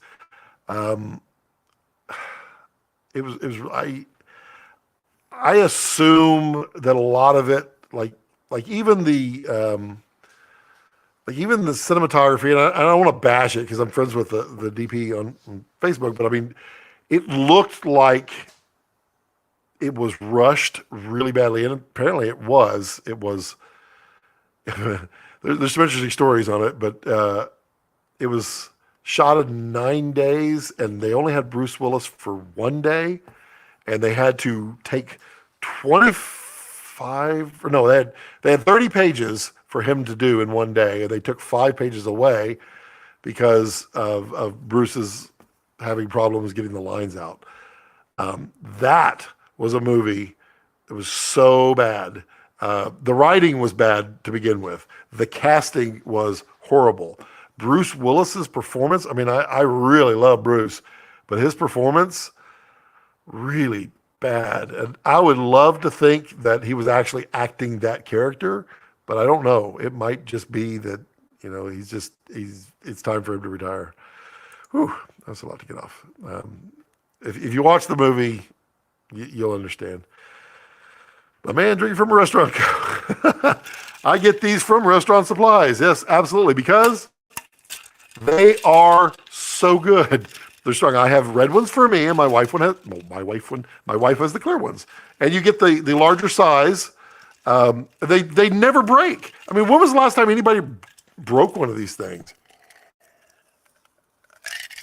Nope. I buy them from what is the place? It's in Austin. It's a restaurant supply place. They're really cheap. You get like 16. 16 or 24 of them, and they're like $1 a piece. Why wouldn't you want them? Oh, I just dropped for a moment. Let's see if I come back. I should come back. I'll come back. There I am. Yeah, I'm back. Okay. That was the first drop, wasn't it? Or I wonder if it drops. Let's see if it drops over here. It may not. So it may not have dropped at all. Remember, a while back, I was saying that I was dropping. Oh, okay, it didn't drop. Cool. Yeah, a while back on previous internet, this screen would go black, and I would say that, oh gosh, I dropped, and y'all would say, no, you didn't. So it may just be something here. Cool, because it clearly is getting out there. I need to find a wife, and she can teach me. I mean, they did not have mixing light. That's who we used for the training. Now, like Casey Ferris has an 1.5-hour video. They all sell courses now, and they're much cheaper than mixing light was. just give it a shot and go. Ollie says, to be honest, felt the same when I watched Dune, even though I watched it in IMAX. And then on the Batman, I feel the same. Tried watching it at home, and I was always thinking, why is the screen so dark? My shocker, Ollie, with Dune was I did not know. I didn't want to read and find out anything about the movie because I love Dune. I love the book and the original, but I did not know it was a 2-part movie. So we're getting close to the end of the movie, and I'm like, how are they going to wrap this thing up? They're going to cut out so much. My wife is like, it's 2 parts. I watched Dune with a friend. He fell asleep twice. I mean, I'm not a sleeper in movies, but if you're not going to keep me entertained, no. I would never be able to fall asleep in Top Gun 2. There's no way I could fall asleep in that one. I could probably fall asleep now in Top Gun 1 just because I've seen it so many times. But yeah, it's that is so weird. Look how that, but no. Look on the box right above Rex's rear end. It looks like a dog going, It's like a Pomeranian's face going, Wow, I caught up to questions. Sweet. That means the internet's going to cut out now. No, actually, it's been pretty good. How has the quality been? Has there been any stutters? Have y'all noticed anything or anything weird? It feels good. I kind of want to play with other kind of streaming formats. I really would love to get StreamYard up to 1080p, but I don't want to pay that much money. It's so expensive. Oh, I'm not done. Lewis, I'm not done. I just said I caught up. I got time. I hope you have a wonderful weekend. Are you leaving? Oh, okay. Bye, Lewis, if you're leaving. Thanks for answering my questions. I'm not leaving. I'm still here. I got a whole lemonade to drink. Lewis is like, oh, we got more time. This is one of my favorite. Focus. There we go. The Rolf Lego. I couldn't get a Kermit. Kept trying to get a Kermit. Here, this is me. Let's see here. Oh, there we go. There I am. You can see because I've got my laptop right here. It's oh well. Apparently that laptop has been put on upside down. Good job, Scott. Wow. Follow the directions.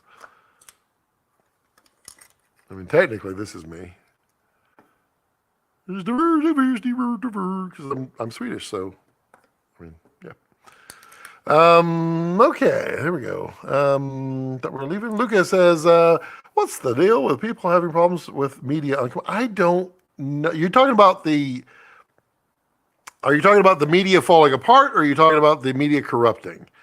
Because I don't know how you mess up media falling apart. Now, I will say that mini mags, I mean, these things are built like freaking tanks. So, I mean, for sure, they're not going to fail. I mean, as far as falling apart. But like on the I don't have any in here. I have them all in there. The media falling apart, I don't really know. And then people that are having corruption issues, I feel like there was something on that. I think it's firmware that needs to be updated on that. Well, thank you for your time. Well, thank you, Liz.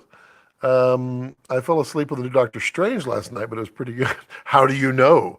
How do you really know? Can you tell us what your pet peeves are in life or the industry or content creation? What's been grinding your gears lately? I don't really. Well, yeah, my pet peeves are stigmas. Stigmas in everything is like, you got to shoot airy or you're not cool, or you got to shoot red or you're not cool, or oh, you're not using this glass, you're not cool. I don't like that stigma. I don't like that you gotta or you're not kind of thing, which is really, it's just personal validation. That's why I'm camera agnostic. I will shoot on whatever the client wants. I will shoot on the right tool for the job. I personally own Reds because for all of my personal projects and all of my nature and all that, Reds do what I want. They do everything that I want. They do more than what I want sometimes. Sometimes they don't do as much as I want. But there's no other camera that can do it. Now, for the YouTube stuff, I mean, the Sonys are fast. For photography, I love the Sonys. I'm very used to them. I have stigmas. Stigmas really grind my gears. But other than that, there's not much that really, I mean, people got to do what they want to do. The question is, has Phil Holland tried the Tribe 7 lenses? I would be fairly certain he has. Phil, have you? Have you tried the Tribe 7s?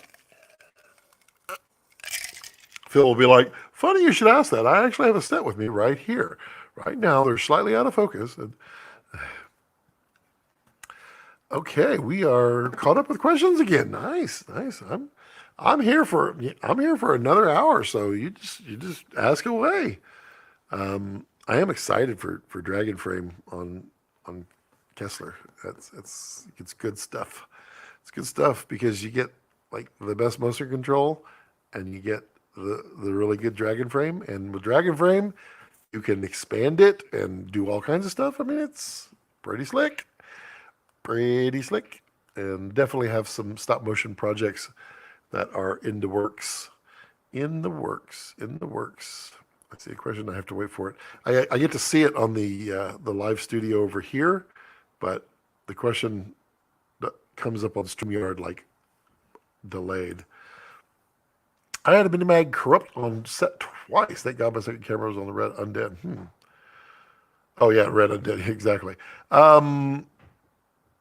Any particular cause you think of the corrupted Minimag?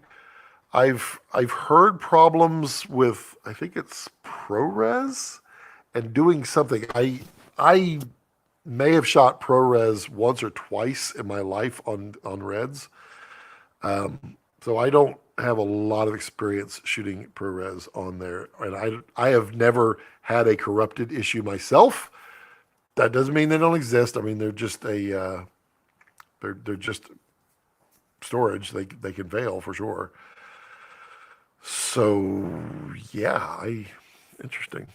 Who else got questions? What can we chat about? Because like I was kind of expecting the live stream to not be going well, not because of you, but because of StarLink. Because of my first day, I mean, literally after I set it up, I told the wife that I wasn't going to swap our ISP over, our whole house internet, to StarLink until maybe about a week later, because I wanted to test it out and really kind of run it through its paces. I swapped it over 3 hours later because it's been rock solid. It's so much better, so much better. And like I downloaded a huge file in like 5 minutes the other day. It was kind of cool, kind of digging it. Who has some questions? Who's got questions? What's Rex up to? Did you just move my? You did, didn't you? Why is it so blurry? I hate that. Oh, sigh, big sighs. Yeah, I really bad at focus on that camera. I wonder if it's on autofocus. Do I not? No, it can't be on autofocus. That's weird. I keep adjusting it, and it keeps not being in focus. Let's try that. Well, now we're way too far. See, that's why we don't do things, Scott. We don't do things live on the.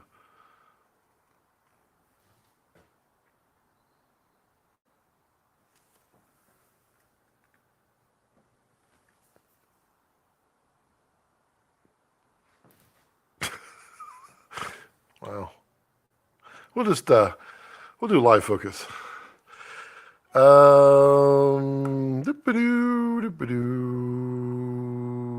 Ollie says, I had it, yeah, that's eventually why I turned away from red to areas and owner op. Interesting. Not had that issue myself. Oops.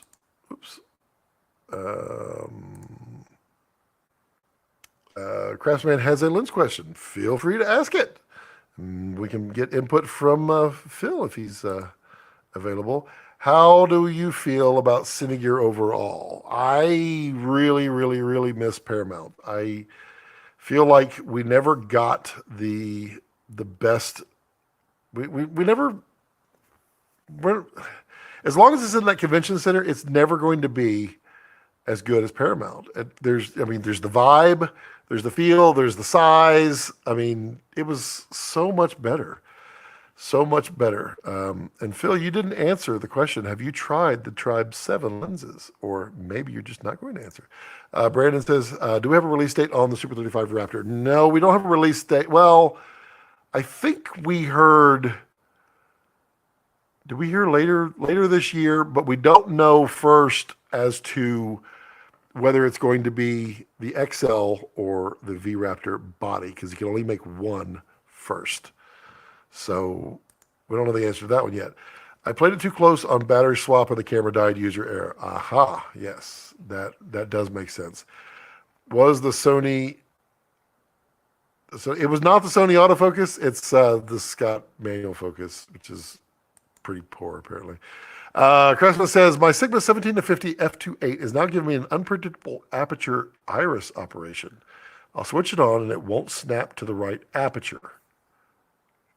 Interesting. Craftsman, do you have the lens updater there? I don't know. You'd have to do a Google search on that lens and see if other people are having that problem, because it might be that you just need to update the firmware on the 17-50. And there's a little, it looks kind of like a lens cover that has a USB port on it, and you buy that for the Sigma, and then you can download the firmware and update the firmware on it. I had a problem with my 18-35 a long time ago when I first got it, and I needed to update it, and it fixed the problem. So it's possible that could be, but it also could be possible that you're having some problems literally with the lens, and that could be bad. Hi again, Scotty B. Hi again, Tommy C. And thanks for supporting the channel as a channel member. And you too, Clayton. Thank you for heading on back. Yes, I've used the Tribe 7 lenses. Mixed feelings overall. Ooh. That's, there's some Phil definition in there. There's Phil either loves something or they're okay. If they're okay, there's going to be some long discussion there. Let's see here. So my question is, if you could pick one constant aperture zoom that is fast and versatile, which would it be?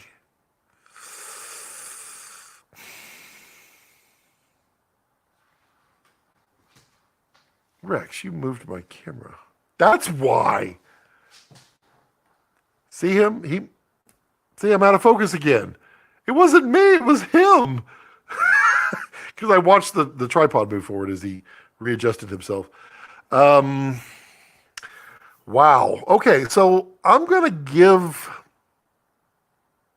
Man.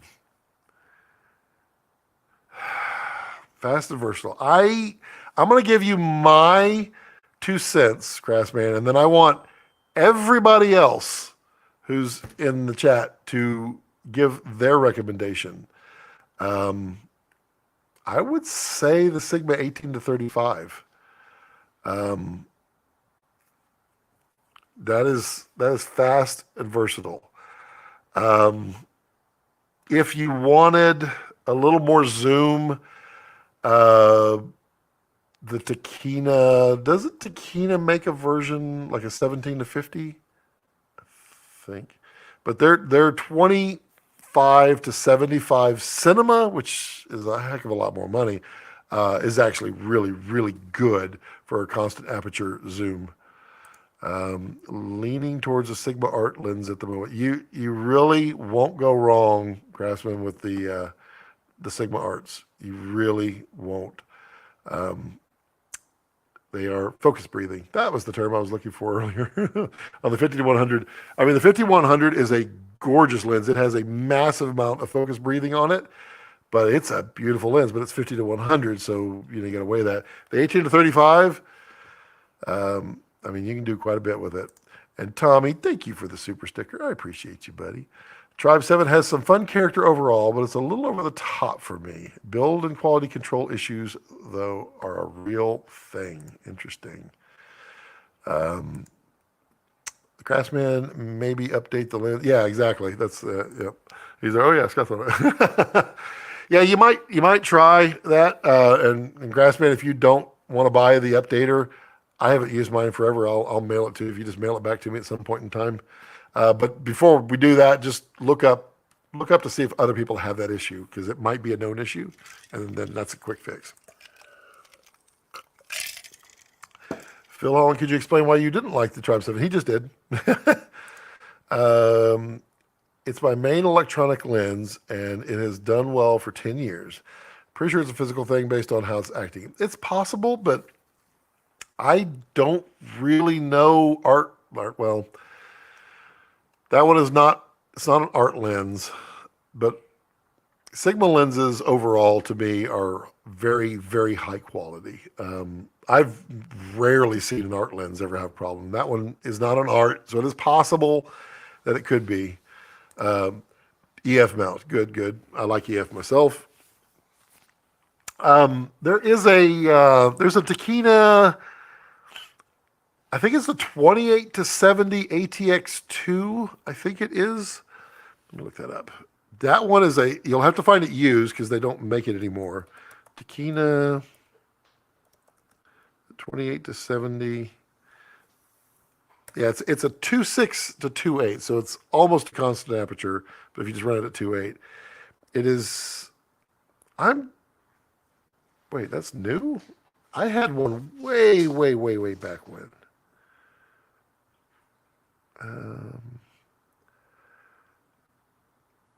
Let's see. Yeah, the 28-70 f2.8 ATX. Then there's the Pro 2. Which one was that one? Yeah, I thought the Pro 2. That's got to be older, right? Let's say that was the older one. That's probably the one that I had. That's the one that I had. That one was really pretty good. The Takina glass is really nice.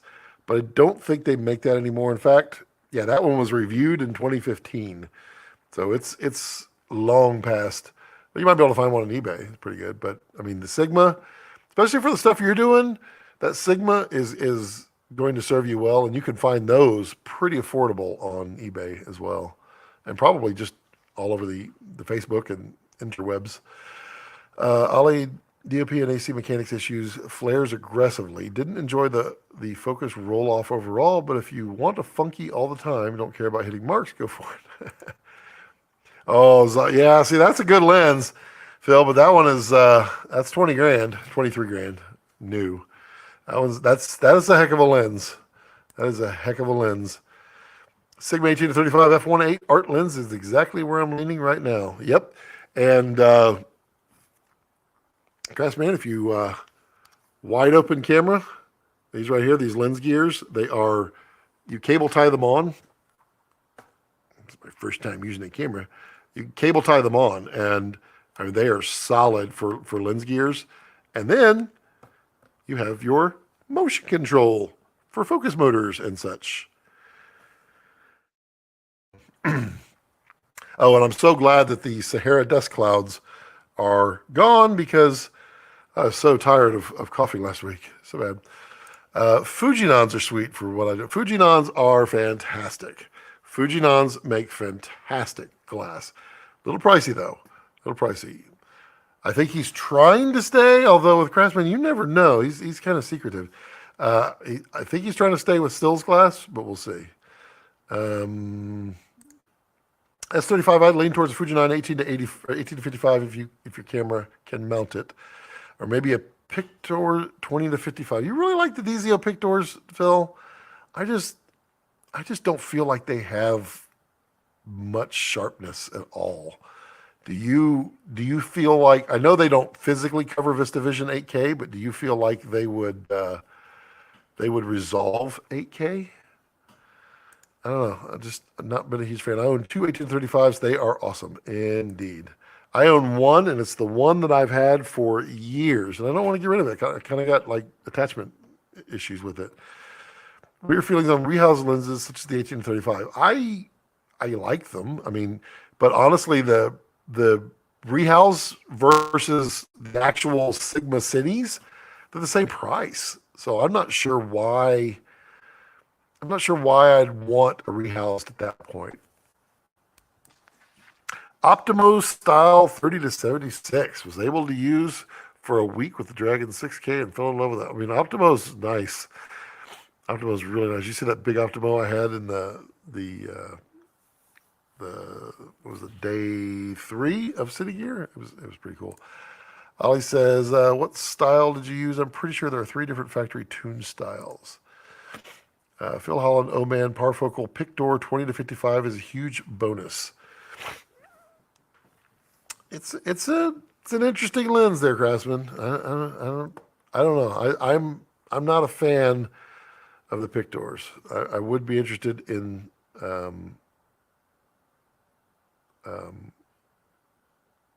his feelings on that. Did I see Mutiny's wireless run stop for Komodo? I did not see Mutiny's wireless run stop for Komodo.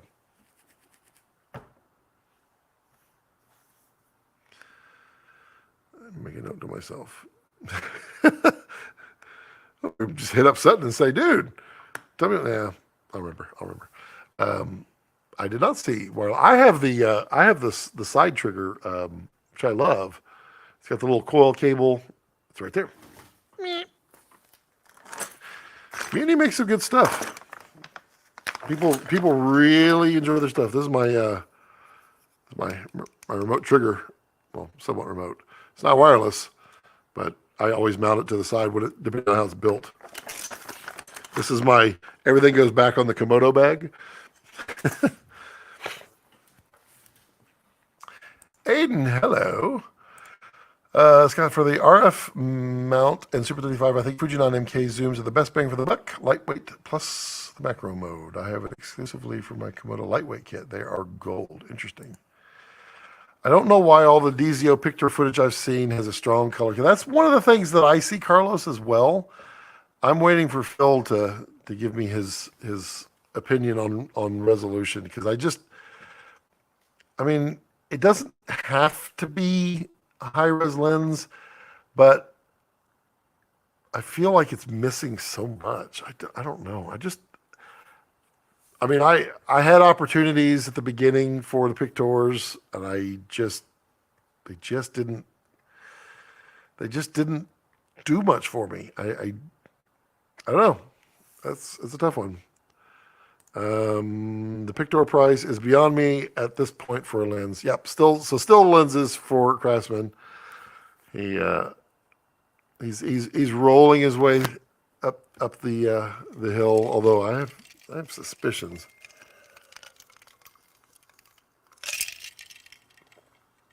What?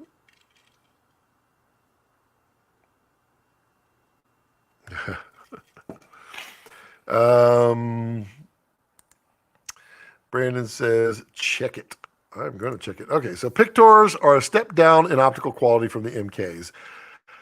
But you get PL, and that's good. I think they play well for the price. I think a very strong contender is the Takina 25 to 75 pretty bokeh. Really?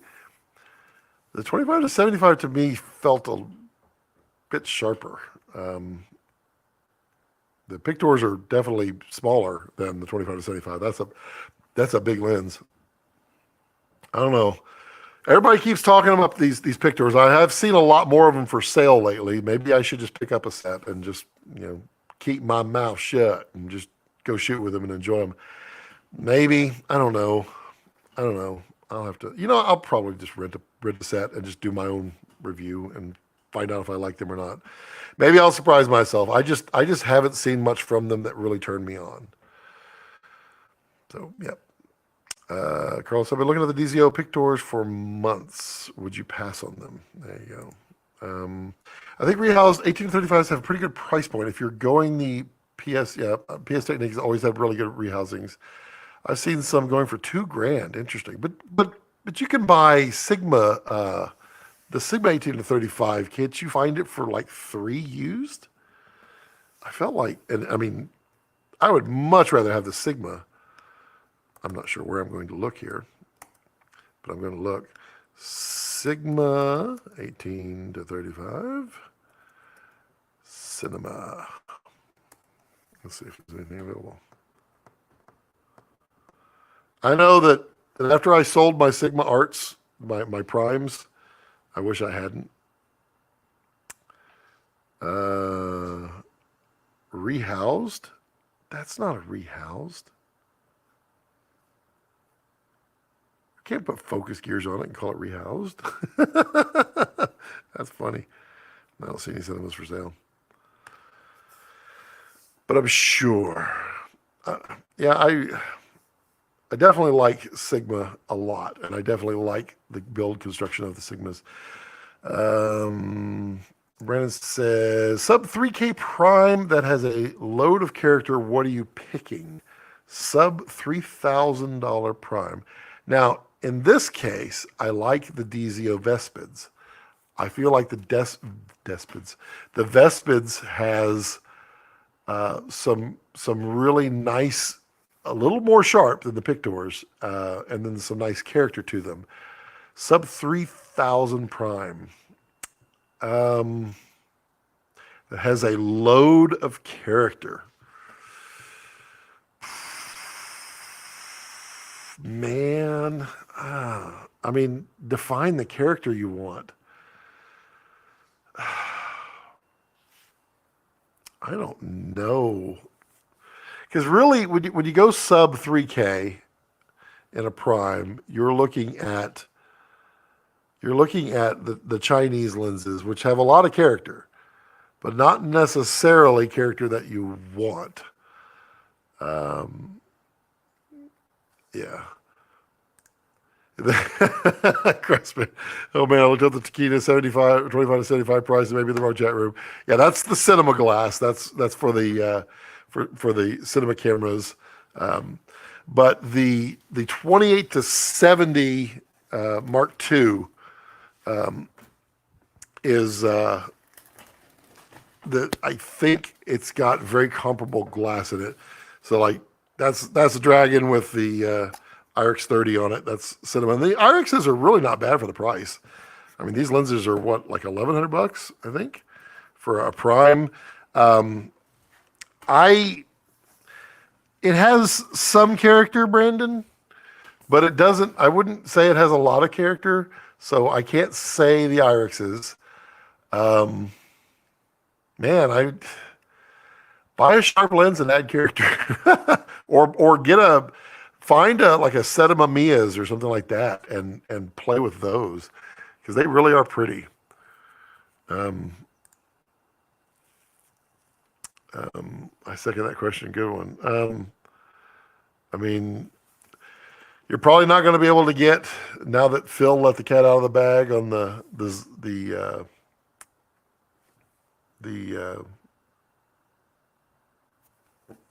I should just hang up my hat today. I can't think. I mean, there's a lot of old classic lenses that once they get the popularity out there, they go crazy in price. Let's see. And Mamiyas are kind of getting on that trend right now. Yeah, I own the 1835 Sigma PL, but if you want to save some money, PNS is a good option. There you go. Iron glass. Yeah, iron glass. Oh, yeah, okay. Well, Iron Glass, yeah, it is true. They have a lot of character. Iron Glass has a lot. Brandon says, how do they differ from the Irix lenses? Which ones? The Vespids for the Irix? I would put them very similar in flavor.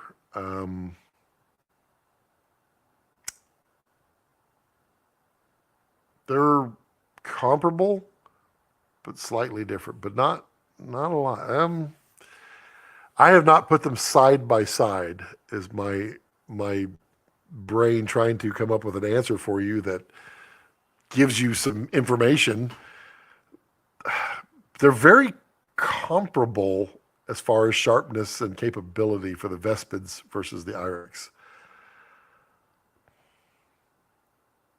But I haven't put them side by side, so I can't give you a whole lot of differ. Ollie, DOP, thanks. Yeah, Iron Glass. I know that's a tough question. Dullins. Nifty 50 and Vaseline. No, isn't it the TikTok thing where they were? No, that was movie set memes where they were joking about. No, it was on TikTok, wasn't it? It's like a bunch of people were telling people to grind their lenses down to give it more character. The Vespids have an interesting look and come in relatively affordable. I mean, they are relatively affordable. Aren't they slightly more expensive than the Irix? I feel like they are, but there are a lot more Vespids than there are Irix. So if you're looking for sets, Irix will come through in the end, but right now you can get a full set of Vespids. So there's that. Olympus, Zucos, I think. And Mamiyas are way up now. Yeah, I know. The Mamiyas have gone crazy. They really have. The Olympus Zucos, I've never pronounced that right. I've had a couple of those lenses way back that I liked them, but those are, yeah. Why does it keep quit scrolling? Takeda 11 to 20 has nice optics and character under $3,000. It is true, but it's a very wide lens, an extremely wide lens, and it becomes less useful because it's so wide, for sure. But you can use it, and I mean, it's pretty lens. It's just one of those that, like, I rarely grab it. Rarely. I've been looking at that. I need a good wide. I mean, it's good. The question is, do you need that wide? Because it's really wide. Like FDs. Interesting. It's all good. It's a tough question. I mean, it's definitely a challenging question because, well, Phil's probably touched both the Vespids and the Irix together. Do you have a sense, Phil, on the difference in your brain from them? And why am I hiccuping? I'm just drinking lemonade. He see him kick he kicked the tripod again. He always does that too. He always stretches it out. He's a giant dog. Let's see. Let's see what I got in the lens cabinet. I always bring these out. What's up, Rex? What are you doing, buddy? You good boy? Are you good, buddy? You good, buddy? You good, buddy? Oh, you're a good puppy. Oh, yeah. Oh, there's my boy. Let's see what we got over here. I can't see in here. Let's turn on some light. That's a Super Takamar. And that is a Helios. And that is a Mamiya. Grab the three. These are probably like the same. Clearly that lens cap wasn't designed for that. Let's just continue making noise. That reminds me of a story, that lens cap just sitting there doing that. When I was a young lad in high school, I was in band, like all nerds were, and I played drums, and my friend of mine played baritone. And one day, I just had it in my head that it would be a lot of fun to just throw BBs at each other. while the band director, we were big band and band directors up there. When he would go to the woodwinds over here, I would throw BBs, and the band director caught on, and he saw me throw one, and he stopped the entire band just like that, right when it happened to connect with his baritone, which, if you know a baritone, you play it vertically, and the big bell is right here. And it went around the rim for like 35 seconds. It's just, and I was like, okay, well, yeah, guess we got in trouble that day. Okay, like, see here. Clayton says, gonna have to head off now. Have a great rest of your day, everyone. I've seen Rehouse Mamiya's. Rehouse Mamiya, interesting. With Speed Booster and LP mount, would love to give these a try. Obviously, budget there. So these are, what is this one? This is my 45. This is my Mamiya 45, my Secor. And I love this lens. It is such a gorgeous lens. And I think I paid like $125 for this at the time. It was nothing. And I dig it, especially when I can open it wide open. There we go. Beautiful lens. Flares so nicely. Why is that not opening up? There we go. And then we got, this is the Helios. Odd little lens. One of those that got tons of character. I paid $42 for it. And then this is my Super Tekkamar. This is the 28 millimeter 3.5. And it's also a fun lens. I really like this lens. Come on, rotate. It's old.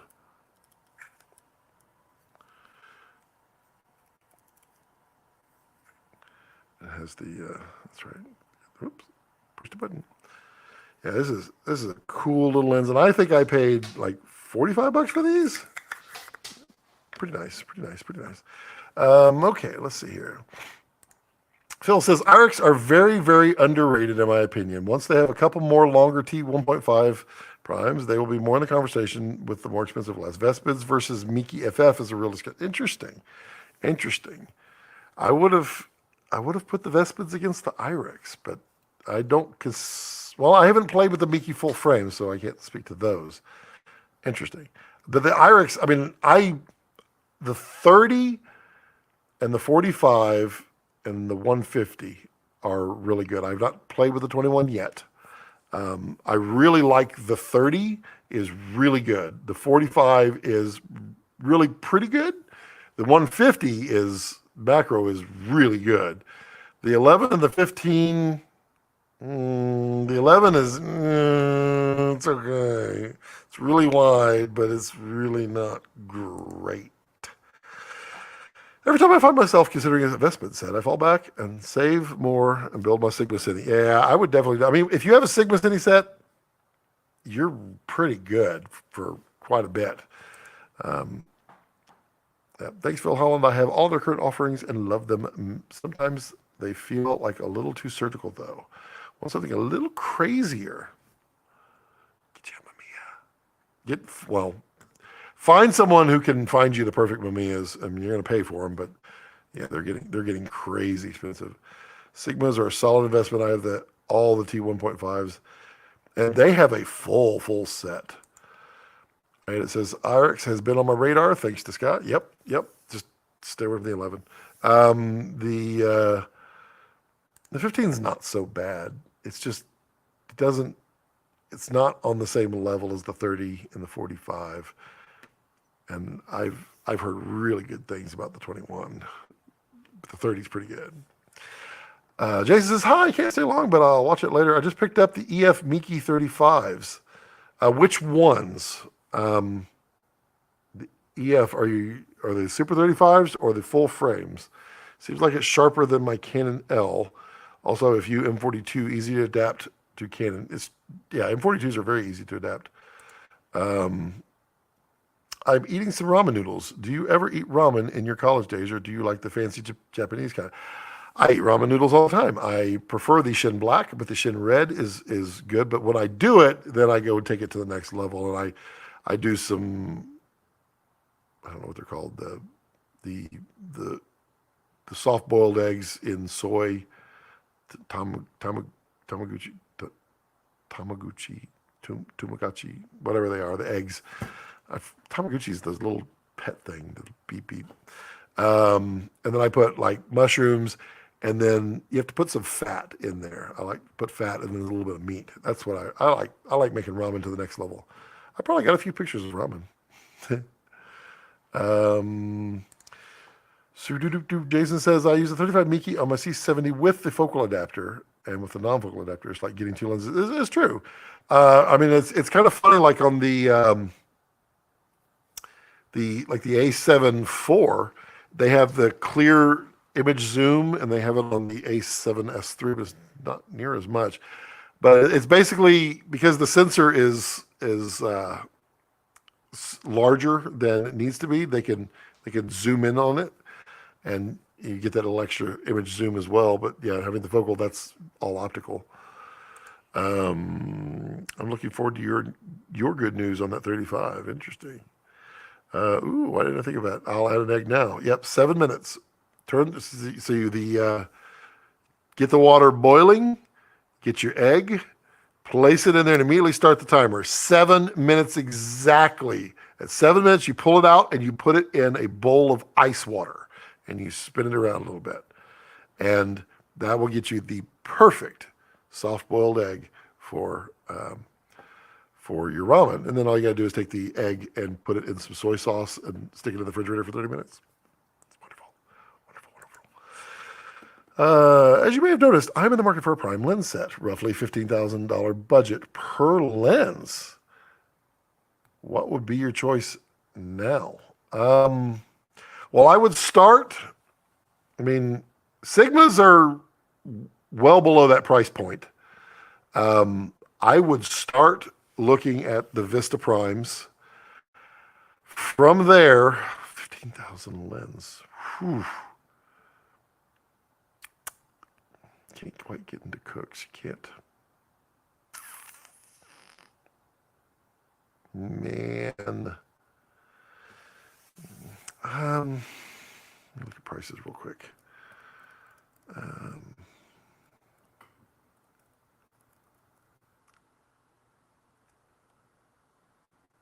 Can't think of his name. Fun. Hold on.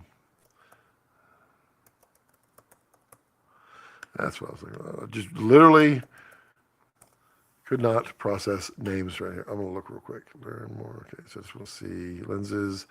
No. I don't like the Aries. I don't think you can get the Cooks for 15,000. Well, you might. How much can you get a Cook for? You might be able to get the S4 minis, but I don't think they're. Yeah, you can get the S4 minis, but you get the S4s with the S5s. The S8s are gorgeous. Yeah, those are 25. How much are the S8s? Oh, they're not even on here. Let's see what else I would look at. I don't think you can. No. Phil can definitely start putting something. I mean, yeah, all of these are going to be. Yeah, all of those are over your budget or slightly under.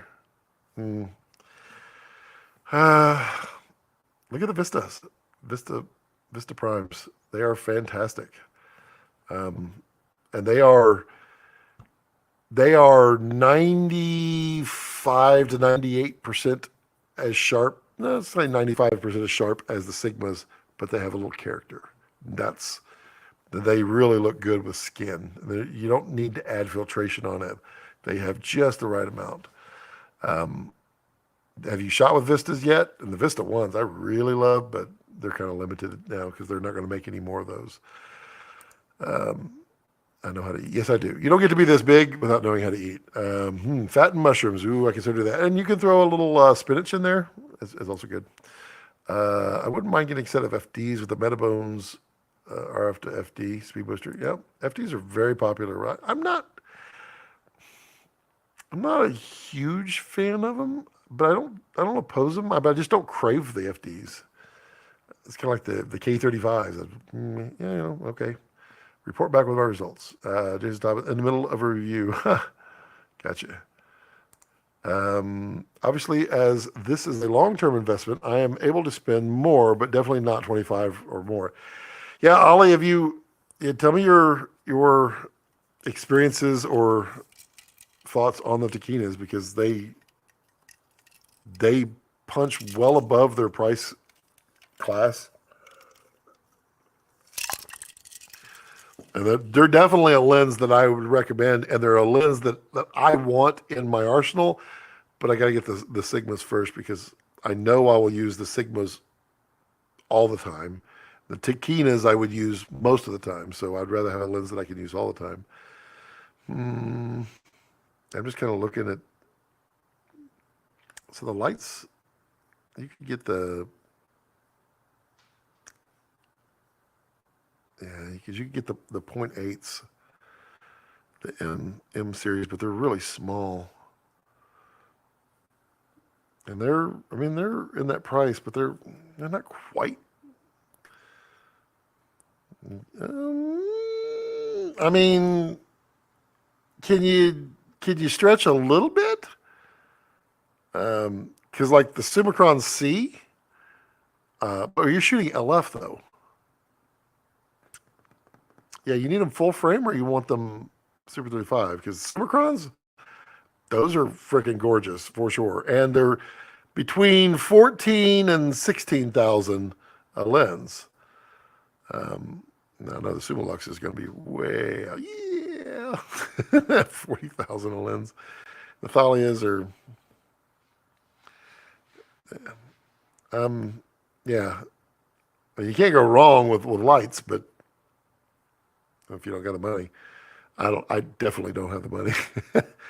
I mean, just looking at like everything that Duclos has, the Agenus. I mean, I like Agenu zooms, but they don't have really the primes. The RE primes. I mean, you could probably get a set of ultra primes used, maybe for that price on average. Canon, I'm just not a huge fan of the Canon lenses. Cook, I really like the Cooks. I'm really in love with the S8s. The S4s are fantastic, but those are pricey. DZO, I don't even know that brand. Fujinon, no primes. Irix, we talked about those. Lights, Miki, Mushashi, don't know that one. Rokinon, no. Schneider, I mean, I really liked those Xenons until the chromatic aberration. Then I didn't want to like them anymore.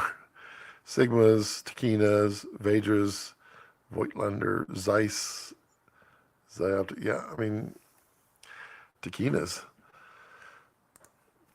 I have S4, well, Summicrons, well, all right then. Wow.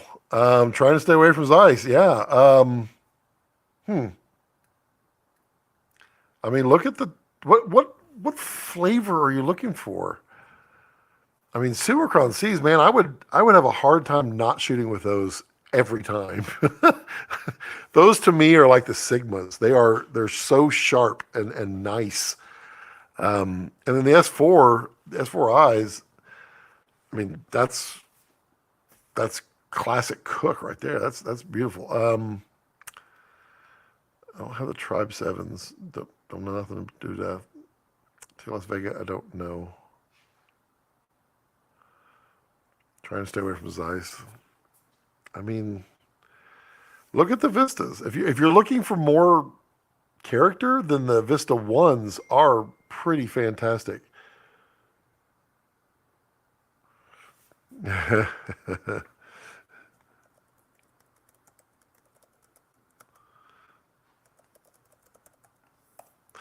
Um, the yeah, are you averse to taquina? Because you're definitely not responding to the taquina. I don't have at that price point, and you already have the Summicrons C's. I mean, I'm yeah, I'm kind of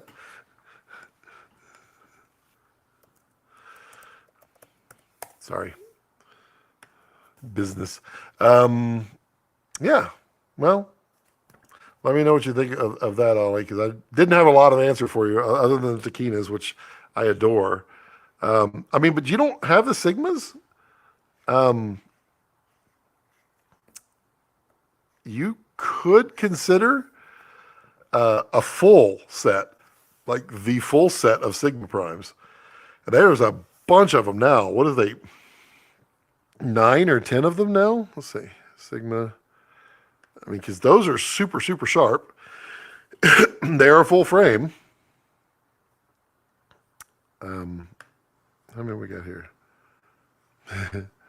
1, 8, 10. Yeah, there are 10 of them. 10. So you get 14, 20, 24, 28, 35, 40, 50, 85, 105, and 135. I thought they had a 65. Do they not have a 65? Am I wrong? I thought they had a 65.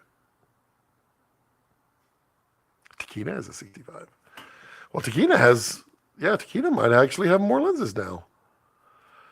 Let's see, Taquina Primes, because I know they have a 65. They do. Taquina has 18, 21, 25, 29, 35, 40, 50, 65, 85, 105, 135, 180, and then they have the 100 macro. I think Taquina is a nice alternative, but I think Cook and Leicas are just on another level as far as rental and brand.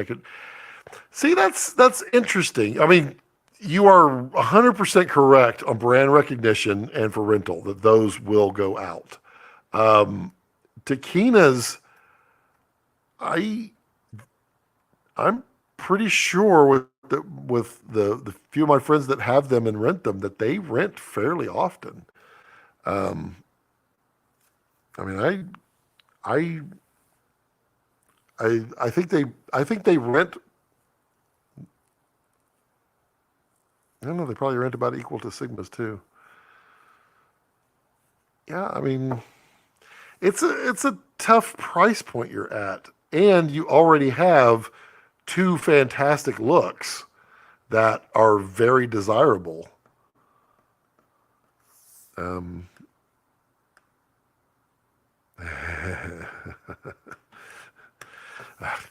sorry, NDA. um, yeah, that's a tough one, Ollie. I just can't think of any.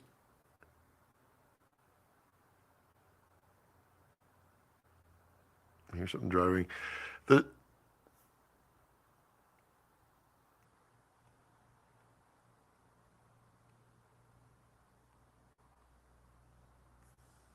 hold on. There's. I need to see. Sound like there's a truck in my driveway here, and there should not be a truck in my driveway. 1 second. There's not a truck there. That is the loudest daggum truck. Huh. Don't know what that is. Okay. Sorry, the studio has the weirdest acoustics. It picks up things that are miles away, and you go outside, you can't hear them. I couldn't explain it. Um, I've just seen a few days of sets of taquinas listed for 25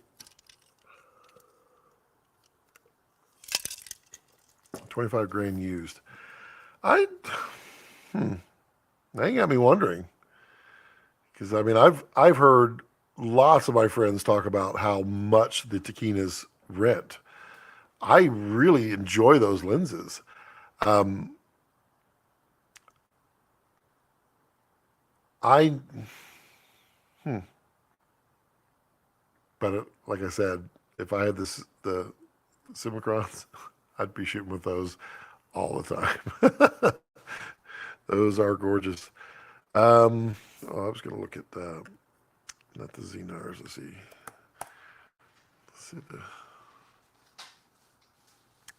see, looking real quick here. Pro video. I don't know why the lenses are so hard to find on B&H. Okay.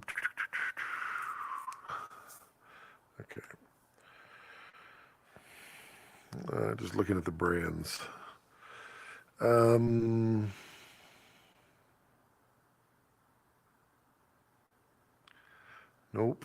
Nope. Nope. Nope. Let's see about those. I don't know what the price on those are. I think they're quite a bit more, but they are relatively interesting. Just 1 second and I'll verify. Okay, apply. Let's see how much. Ooh, let's sort by low to high. That was low to high. Yeah, there's not going to be in the. Yeah. Yeah, the Masterbuilts are really nice, but they're 22,000 a piece. Yeah, I don't know. Phil says taquinas here mainly go up against Aries Signature and Zeiss Supremes pretty often rental-wise. Fairly large DP working with them currently chooses them over signatures even. That says a lot. Snyder Xenars are discontinued. It's true, but they're pretty. They look pretty nice. I really like them, and they definitely did not exhibit the CA of the Xenons. Oops. Next real leap is Lights, VistaVision, or Elise. We're talking for set. Not done being made yet, right? Sigmas versus Zeiss Supremes happen pretty often, and that's a fun back and forth. And the Zeiss Supremes to me are pretty good. I don't crave them, but they're nice, but they're good. They're definitely better than CPs. I do not like CP glass. CP2s, CP3s, not my favorite. Let me rummage through the couch. Yeah, exactly. I mean, Phil's in Hollyland, Hollyworld. That's where the money is, folks. The money's there. It's the Xenars, I think, that Phil has the full set on. And then, yeah, the Aries Signatures, Ice Supremes. I mean, they're pretty nice glass. They don't, Aries Signatures, Ice Supremes, they don't turn me on like a Cook or a Summicron for sure. But, he loves his Xenars. Won't sell them for nothing. You filmed that dragon, your initial dragon with the painted leather. Wasn't that the Xenars? Didn't you use that on that? Pretty sure you did. Those are super, super sharp. Super sharp. Super speeds are discontinued, as are K35s too. Yep. I don't like those. Yep, Dragon Lady was Xenar. Yeah, that was a sharp lens. Definitely. That's still the video that made me buy the Dragon. Well, it's the video that made me decide that I needed to buy the Dragon as opposed to the MX. I was like, oh, yeah, that was day and night. Day and night. So we are coming up here on 6 o'clock. It's been a roller coaster of fun, and StarLink has been working. Wowie wow wow. Wowie wow wow. It's been cool. It's been cool. Ollie says, I used Ice Supremes on Jaguar commercial. Wasn't really that impressed. See, and they're nice. They don't call to me. Favorite red sensor and why? I mean, my favorite is going to be Dragon forever. The I haven't seen the Super 35 footage yet of the V Raptor, but the V Raptor sensor is very, very good. And I have to put emotion into the Dragon versus technical, because technically the Dragons or the V Raptor just blows it out of the water. But there's always gonna be a soft spot for my Dragon sensor. That's why. My least favorite, helium. My least favorite sensor. Congrats on the new uplink, Scott. Thank you, Phil. I'm really excited. It really took me like 5 minutes to install. It was awesome. It's strapped to a ladder right now. It works. I mean, we're still streaming. Didn't really had any dropouts. It's awesome. Back in my Sony days, Zeiss 1635 f4 was everything for me. Interesting. Reporting back, the egg is remarkable. Thank you, Scott. You are most welcome. 7 minutes, all you need. Works like a champ. It takes a little bit to peel, but yeah. I put the wife on egg duty, and then I go do. I'm working on adding stuff to the ramen, because you got to add fat to that ramen. You need fat in there. We have a lot of beef that beef fat that we've rendered from wow, well, Scott, you just can't remember anything from a brisket when you trim it up. So we render that down, take all that fat, and then we add that into our ramen. It gives you that nice amount of fat. You can also buy that can of Wagyu beef fat. It's really good. It's really good. Bacon fat. I don't know I mean, bacon's good in everything, but I don't know if I'd put bacon in ramen. Oh, hey. Well, I haven't gone in a long time. Phil Hall, of course, discontinued doesn't mean that they're not an option. It's so true. The Xenars have always been pretty late, and they have a really full set. That is a very full set. I still wish they didn't have those stupid CA on the Xenons. Let's see, do they have? Yeah, they're not even. B&H doesn't even show them anymore. Which, I mean, if they can't get, oh no, they have some. They have the Xenar 3, special order. Yeah, good luck getting that. Because the Xenars are $7,500 a piece, so it's a kind of a twofer there. So they have 50. Oh, let's give them a mount. Xenars PL Super 35. They have 25, 95, 35, 75, 18, and 14. Is the 14 the one that you have, Phil? Because that one says currently unavailable. Oh, Phil's typing them all out. 18, 25, 35, 50, 75, 95. I have the only 14, but there's a 135 prototype that I'm looking to buy. Yeah, it's funny because B&H says there's a 14. It's currently unavailable. The 14. But that's such a wide lens. 14. I have a hard time shooting like wider than 18 most of the time, unless it's like a snorri cam or a POV shot. I was eyeballing another Super 35 set. I'd like to grab a Cook S4 set. Nice.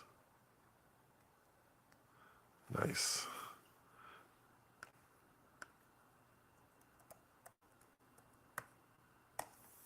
But those S8s. Have you played with the S8s, Phil?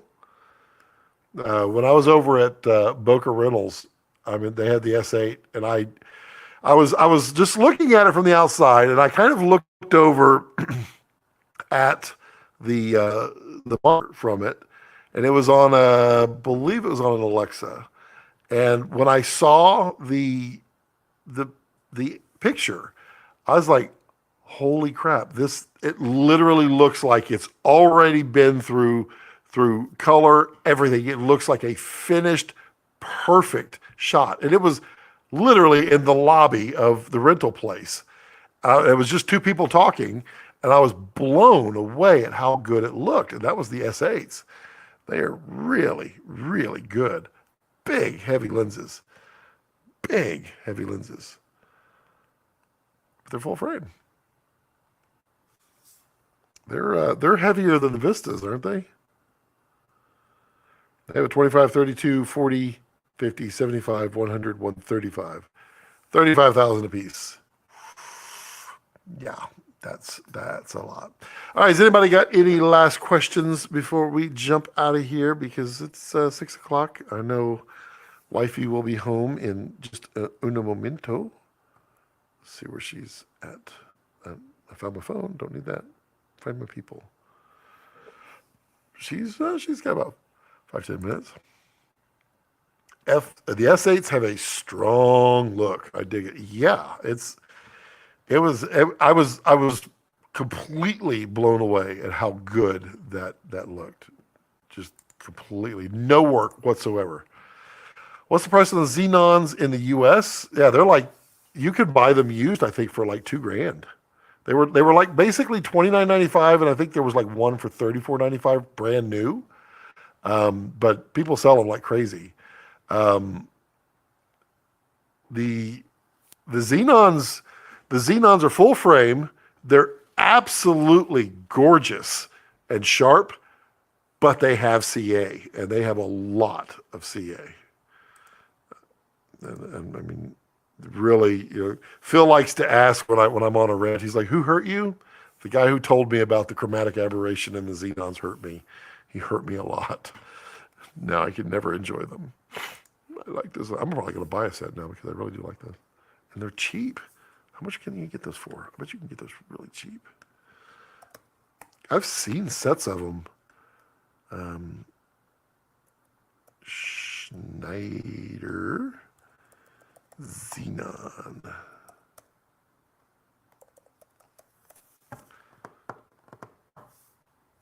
There's not what I typed. That's not what I typed either. That's interesting.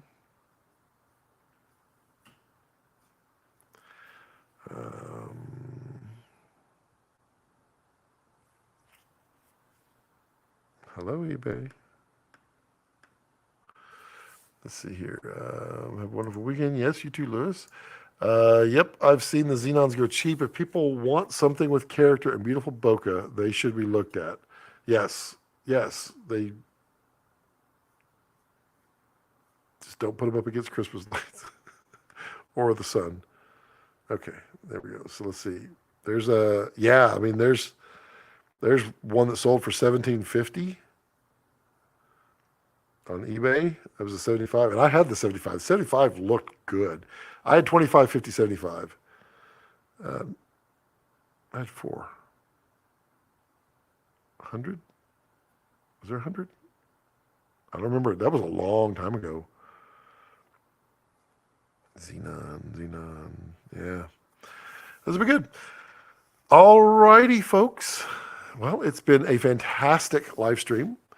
Appreciate everyone hanging out and spending the afternoon with me and everyone else. And I hope you all have a fantastic and enjoyable weekend. And yeah, as always, as I like to leave it, don't let your passions center around your life. Let your life center around your passions. Woohoo! Hey, there's Timmy. Hey, Timmy. Bye, Tim. Thanks to Elon.